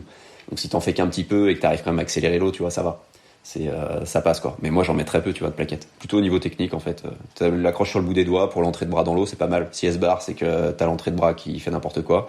Et si elle se barre pas, c'est que ça commence à être bien. Ok. Et les plaquettes sont aussi pas mal utilisées pour la force, enfin pour développer la puissance. Ouais, mais justement, si tu le fais trop, t'accélères moins. Et on en revient du coup à ce que je disais. Donc faut faire gaffe, quoi. Faut faire des séries à ce moment-là, en moins de mouvements possible, ou ce genre de choses-là, ou en nageant grand, quoi, peu importe. On se dit je nage grand et je me focus sur l'accélération. Boum, j'accélère et j'enlève le paquet, je fais un contraste et ça permettait sûrement d'accélérer un peu plus fort. Un peu comme le poing fermé, main ouverte. C'est un truc classique, ça, mais c'est vraiment quelque chose qui peut bien fonctionner aussi. Tu disais que tu utilisais pas mal les élastiques pour faire des entraînements du coup à sec. En termes de, enfin, toi, qu'est-ce que je sais pas, un triathlète typique, comment ça se passe? Est-ce que tu lui mets d'office une séance de renforcement musculaire sur la semaine ou pas? Ouais. Sauf si vraiment il me dit j'ai pas le temps. Là il a son truc à faire tous les jours, mais je peux mettre des élastiques du coup tous les jours. Mais je veux au moins qu'il suive le début, quoi. Le début des séances, une bonne dizaine pour construire le mouvement techniquement. Et quand c'est propre techniquement aux élastiques, là ok, on peut passer sur du 3 fois 30 secondes chaque jour, ou je lui mets 3 fois 2 minutes, tu vois, je lui mets un peu plus, et il fait une dizaine de mouvements en accélération, et comme ça permet d'être musculairement, c'est intéressant pour la suite, quoi. Ou alors il fait ça juste avant de nager, quoi, s'il a pas peur de ramener ses élastiques à la piscine. Souvent, des fois, c'est ça qu'on me dit, ils ont peur qu'on les regarde quand ils font mes exercices un peu bizarres, quoi. Et quand tu dis les élastiques, tu les attaches à, je sais pas, à peu près au niveau du ventre ou quoi, à mi-hauteur? Ouais, au niveau, ouais, c'est ça, au niveau du bassin. Après, tu te penches à 45 degrés. Ouais, je te mettrai une vidéo, j'en ai sur ma chaîne. Ça sera aussi simple. C'est parlant, j'en ai en avoir 2 ou 3 là-dessus. Ce sera beaucoup plus simple et pareil, avec des repères sensoriels là-dessus. Déjà, rien que l'expiration, en fait, ça peut aider, quoi. En fait, il suffit pas d'être parfait techniquement sur le catch, même aux élastiques et tout. Déjà, si on arrive à pousser vers l'arrière et accélérer, je le répète encore une fois, mais c'est vraiment les 2 choses vraiment les plus importantes pour commencer à aller encore plus loin et à avoir plus de sensations, plus d'appui, quoi. Donc, faut construire les choses. Une longueur, un repère, un focus. S'il y en a 2, il y en a un de trop. Ok. Ça, faut simplifier le truc au maximum. Ouais, mais ça, je suis d'accord. Et je pense que ça, je crois que c'est le plus gros challenge, en fait, pour les débutants en natation. C'est qu'on leur dit, ouais, mais le bras, il rentre trop vers l'intérieur. Le menton, il faut plus le rentrer vers la jambe, il faut moins la plier dans ton battement. Tes chevilles, elles doivent être dans la longueur de la jambe parce que si tu fais un angle droit, ça marche pas. Tu vois. C'est ça. Ouais, c'est exactement ça. Et tu vois, ce truc d'angle droit sur la jambe, ouais, c'est un problème, mais c'est parce que tu vas nager mieux et mieux accélérer et apprendre à te rendre projectile que tes jambes, en fait, elles vont faire le taf de manière automatique. Tu vois, c'est pas en y pensant. Je mets jamais le focus sur les jambes. D'accord? Ça, c'est un truc, tu pousses au mur, tu serres bien tes jambes, tu tends tes pointes de pied. Rien que ça, déjà, ça va te permettre de mieux te placer derrière en crawl. Parce que tu aurais juste ce focus-là. T'imagines combien il y a de pousser au mur sur un entraînement de 2000 mètres en bassin de 25? Et si ça, tu le fous en l'air à chaque fois, putain, mais tu perds de la progression, mais un truc de fou, quoi. On va me dire, ouais, mais en eau libre, il n'y a pas de mur. Ah oui, en eau libre, il n'y a pas de mur, mais c'est le meilleur exercice que tous les nageurs utilisent sans s'en rendre compte parce qu'ils poussent au mur. Eux, ils font des coulées plus ou moins passives ou actives, mais peu importe. Tu bouges pas, tu vas jusqu'au drapeau à la surface, en flèche, et tu te mets un focus, que ce soit tendre les pointes de pied ou mettre les bras aux oreilles, te mettre bien en flèche, grandir devant, grandir la nuque, aspirer le menton. Enfin, tu vois, tu peux mettre plein de trucs, serrer les fessiers, aspirer le nombril, les abdos. Et tu mets un seul focus et tu t'y tiens pendant tout ton entraînement, même si après, la thématique de l'entraînement, elle est autre chose. Ça va s'intégrer dans ton nage, en fait, vraiment rapidement, quoi. Donc si on ne sait pas par où commencer par le postural, toujours le centre du corps, et après on s'écarte, quoi. Pensez pas à penser aux mains, aux doigts et tout. C'est la dernière chose, en fait, à faire. D'accord, on part du centre et après on écarte au fur et à mesure. Postural, moteur ensuite, la barque et les rames ensuite. Et donc à ce niveau-là aussi, quand tu parlais de posture, c'est vrai que tu as beaucoup parlé d'immersion aussi. Moi, j'ai pas, enfin ça pour moi c'est quelque chose qui est quand même relativement nouveau. Enfin, j'ai pas l'impression d'être. Et pourtant, je sais que quand je suis sous l'eau, j'ai l'impression que ça va beaucoup mieux, tu vois. J'ai l'impression que je glisse beaucoup mieux, j'ai pas de problème. Et puis t'as pas de problème de respiration non plus parce que de toute façon t'es sous l'eau donc tu respires pas. Tu vois, donc t'avances. Mais comment tu fais pour être en immersion? Parce que, enfin, je veux dire, l'idée c'est quand même de flotter un petit peu. Donc, moi, mes jambes elles sont en immersion, là, il y a pas de souci. Par contre, le reste du corps un peu moins. Donc, comment tu fais? Là, justement, t'immerges devant, ça remonte derrière. Et faut quand même pouvoir forcément dégager l'épaule, le coude, la main pour qu'après ça revienne en avant. Ouais, mais comment tu te tractes, tu vois, sous l'eau avec tes mains? Enfin, non, en fait, tu vois, nager immergé, c'est tu nages 2 cm sous la surface, quoi, ou 1 cm. Tu passes vraiment juste sous la surface de l'eau, de la tête aux pieds. Et par contre, t'as quand même les bras qui reviennent au-dessus de l'eau. Tu vois, t'as cette logique-là. Donc ça veut dire qu'en stage, moi, clairement, ce que je fais, c'est que je leur demande déjà, on s'aligne, on se grandit. À partir du moment, parce que si t'as la tête qui regarde devant, tu pourras pas t'immerger, quoi, ça va pas passer. Et tu dois sentir l'eau qui coule sur ta nuque. Ça, c'est souvent un truc qui fonctionne bien. Sans l'eau qui coule sur ta nuque, on fait de la respi 5-7 temps, voire on respire pas, on fait des 25. 25, j'en regarde 2, ils s'arrêtent, et ainsi de suite, je fais partir 2 autres, et on prend le temps, quoi, là-dessus. Je regarde pas combien on fait de mètres sur la séance, ça je m'en fiche. Et souvent, je leur demande de plus s'immerger, sans l'eau qui coule sur la nuque, sans la cage thoracique qui s'enfonce, sans les pieds qui remontent, sans que des fois on me dit j'ai l'impression de nager en descente, parce que tu vois, ceux qui ont la tête et qui regardent vraiment devant, la tête relevée, tu les alignes la tête, tu enfonces dans l'eau. Je pense que t'as le cerveau là au niveau de l'oreille interne qui te dit oula, je fais pas comme d'habitude, je sors de ma zone de confort, c'est bizarre. Et du coup ils ont cette impression de nager en descente. Donc tu vois, ils me font tous des retours là-dessus, et du coup là c'est pour ça que là je peux te dire que tu peux avoir plusieurs sensations différentes, ça dépend de la personne, quoi. Ça va être sensation soit tactile sur la nuque, soit du coup interne au niveau de merde, j'ai l'impression de tomber, quoi, de nager en descente. Donc et là ça te permet de t'horizontaliser à 100%. T'es parallèle à la surface de l'eau, mais t'es sous l'eau. Mais ça te permet quand même de dégager les épaules et de ramener les bras au-dessus. Faut trouver le bon compromis. Et souvent le premier 25, le deuxième, faut que je dise enfonce-toi, parce qu'on s'enfonce rarement assez. On a toujours cette impression, ouais, ça va là, parce qu'on est réfractaire à tout ça, quoi, au changement de toute façon, finalement. Ok, bah écoute, c'est hyper intéressant. Je pense qu'on on a appris pas mal de choses. Chère auditrice, chers auditeurs, après un bel épisode bien technique comme ça, interro dans 15 jours, on verra où vous en êtes. Et toi, du coup, Pierre, pour revenir un petit peu au triathlon, c'est quelque chose que tu as déjà fait ou pas? Je l'ai fait, ouais, il y a 20 ans. Je faisais ça l'été avec un pote qui faisait des Ironman. Je crois qu'il avait fait Hawaï plusieurs fois. Enfin un pote, plutôt le père d'une amie, c'est plutôt ça.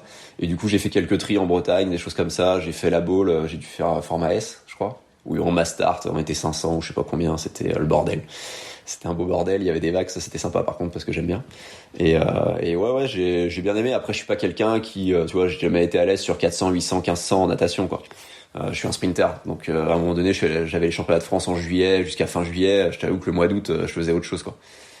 J'allais pas refaire du sport en prenant en septembre, donc j'ai vite mis en pause le tri. Tout simplement. Et là aujourd'hui, t'as remis un pied dans le monde du triathlon parce que t'as commencé à faire ton coaching en ligne, coach principalement. Ouais, mais vu que je reste sur la natation. Je reste sur la natation, tu vois, je compte pas refaire du tri et tout. Qu'est-ce que j'ai fait? Je me suis mis à la nage en eau libre.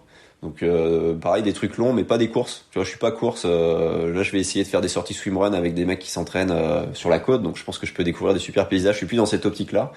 Et en termes de natation, je fais quand même quelques compétitions en bassin, mais que des trucs en équipe avec mon club. Bon, je suis avec Nantes Natation. Donc voilà, ouais, je m'amuse là-dessus, quoi. Parce que franchement j'aime bien les coulées sous-marines, j'adore les virages, ces trucs-là, c'est tout con, hein, mais je prends vraiment du plaisir là-dessus, quoi. Donc en fait je reste sur ce qui me fait plaisir. Et nager cool en eau libre avec d'autres personnes, ça me rend aussi avec des beaux paysages. Et avec la glisse, quoi, que t'as, quoi, du coup. Ça c'est cool. Parce qu'en sprint, la glisse, c'est voilà, c'est pas la même. Je t'ai pas posé de questions sur le virage, mais on se gardera ça pour une prochaine fois en off. Tu me donneras quelques conseils, mais c'est vrai que notamment les triathlètes, quand ils s'entraînent en piscine, on a, je pense, un petit peu tous du mal avec le virage. À quel moment on bascule, à quel moment on respire, à quel moment on expire, enfin tous ces trucs-là, toutes ces questions-là, parce que encore une fois, on part du principe, comme tu l'as dit, c'est que en triathlon, en eau libre, t'as pas de virage, quoi. Là, y a pas de virage. Tu prends une start et puis après t'arrives. Ça, c'est pas gênant de pas savoir le faire. Ce qui est gênant, c'est si on fait ses départs au mur, pas du tout en flèche, parce que là, on perd du temps du coup dans sa progression technique et c'est con. Ça, faut vraiment, s'il y a un truc à retenir peut-être de l'épisode, c'est faire gaffe à ça, quoi. Je sais que ça paraît simple et peut-être chiant. Et tout con comme truc, mais ça peut franchement, enfin ça fonctionne vachement bien. Ça va bien fonctionner. Super. Bah écoute, je pense qu'on a vu pas mal de sujets. Je pense qu'on a bien aidé aussi notre audience. En tout cas, nous, on a pris plein de bons tuyaux. Et puis, mes prochaines nages, j'essaierai de les faire sans poule. Je penserai à toi. Ouais. Je te détesterai, mais je penserai à toi. Et puis à bien m'immerger. Le podcast s'appelle Devenir triathlète. Donc Pierre, toi qui as déjà mis un petit peu un pied dans le triathlon et encore plus maintenant en tant que coach natation pour des triathlètes, à ton avis, comment devenir triathlète? Faut juste avoir envie et se faire plaisir en fait dans les trois sports, tout simplement. Trouver un plaisir dans chaque sport et y aller en fait pour ça. Parce que si on y va à reculons, en tout cas je parle surtout pour la natation parce que c'est souvent les personnes que j'aide. J'en ai pas mal qui veulent arrêter le triathlon parce qu'en natation, je suis à 2,30, je suis à 2,15. Putain, j'en ai marre, quoi. Ça fait 10 ans que je fais ça, ça me fait chier, quoi. Donc, trouver une source de plaisir et une méthode technique qui nous convienne, quoi, finalement. Donc, pas juste aller faire des bornes en natation. Il y a peut-être les autres sports déjà où on en fait pas mal. On peut peut-être faire autre chose, du coup, en natation, ça peut être sympa et fun et on peut, du coup, aller à la piscine, pas à reculons, quoi. Parce que sinon, déjà, c'est le premier pas vers la régression si on y va à reculons. Ouais, puis d'autant plus qu'il y a quand même il y a un frein logistique aussi, c'est-à-dire que la piscine, déjà, il faut qu'elle soit ouverte. Il faut que ce soit à l'heure où il y a pas mamie, qui fait sa brasse.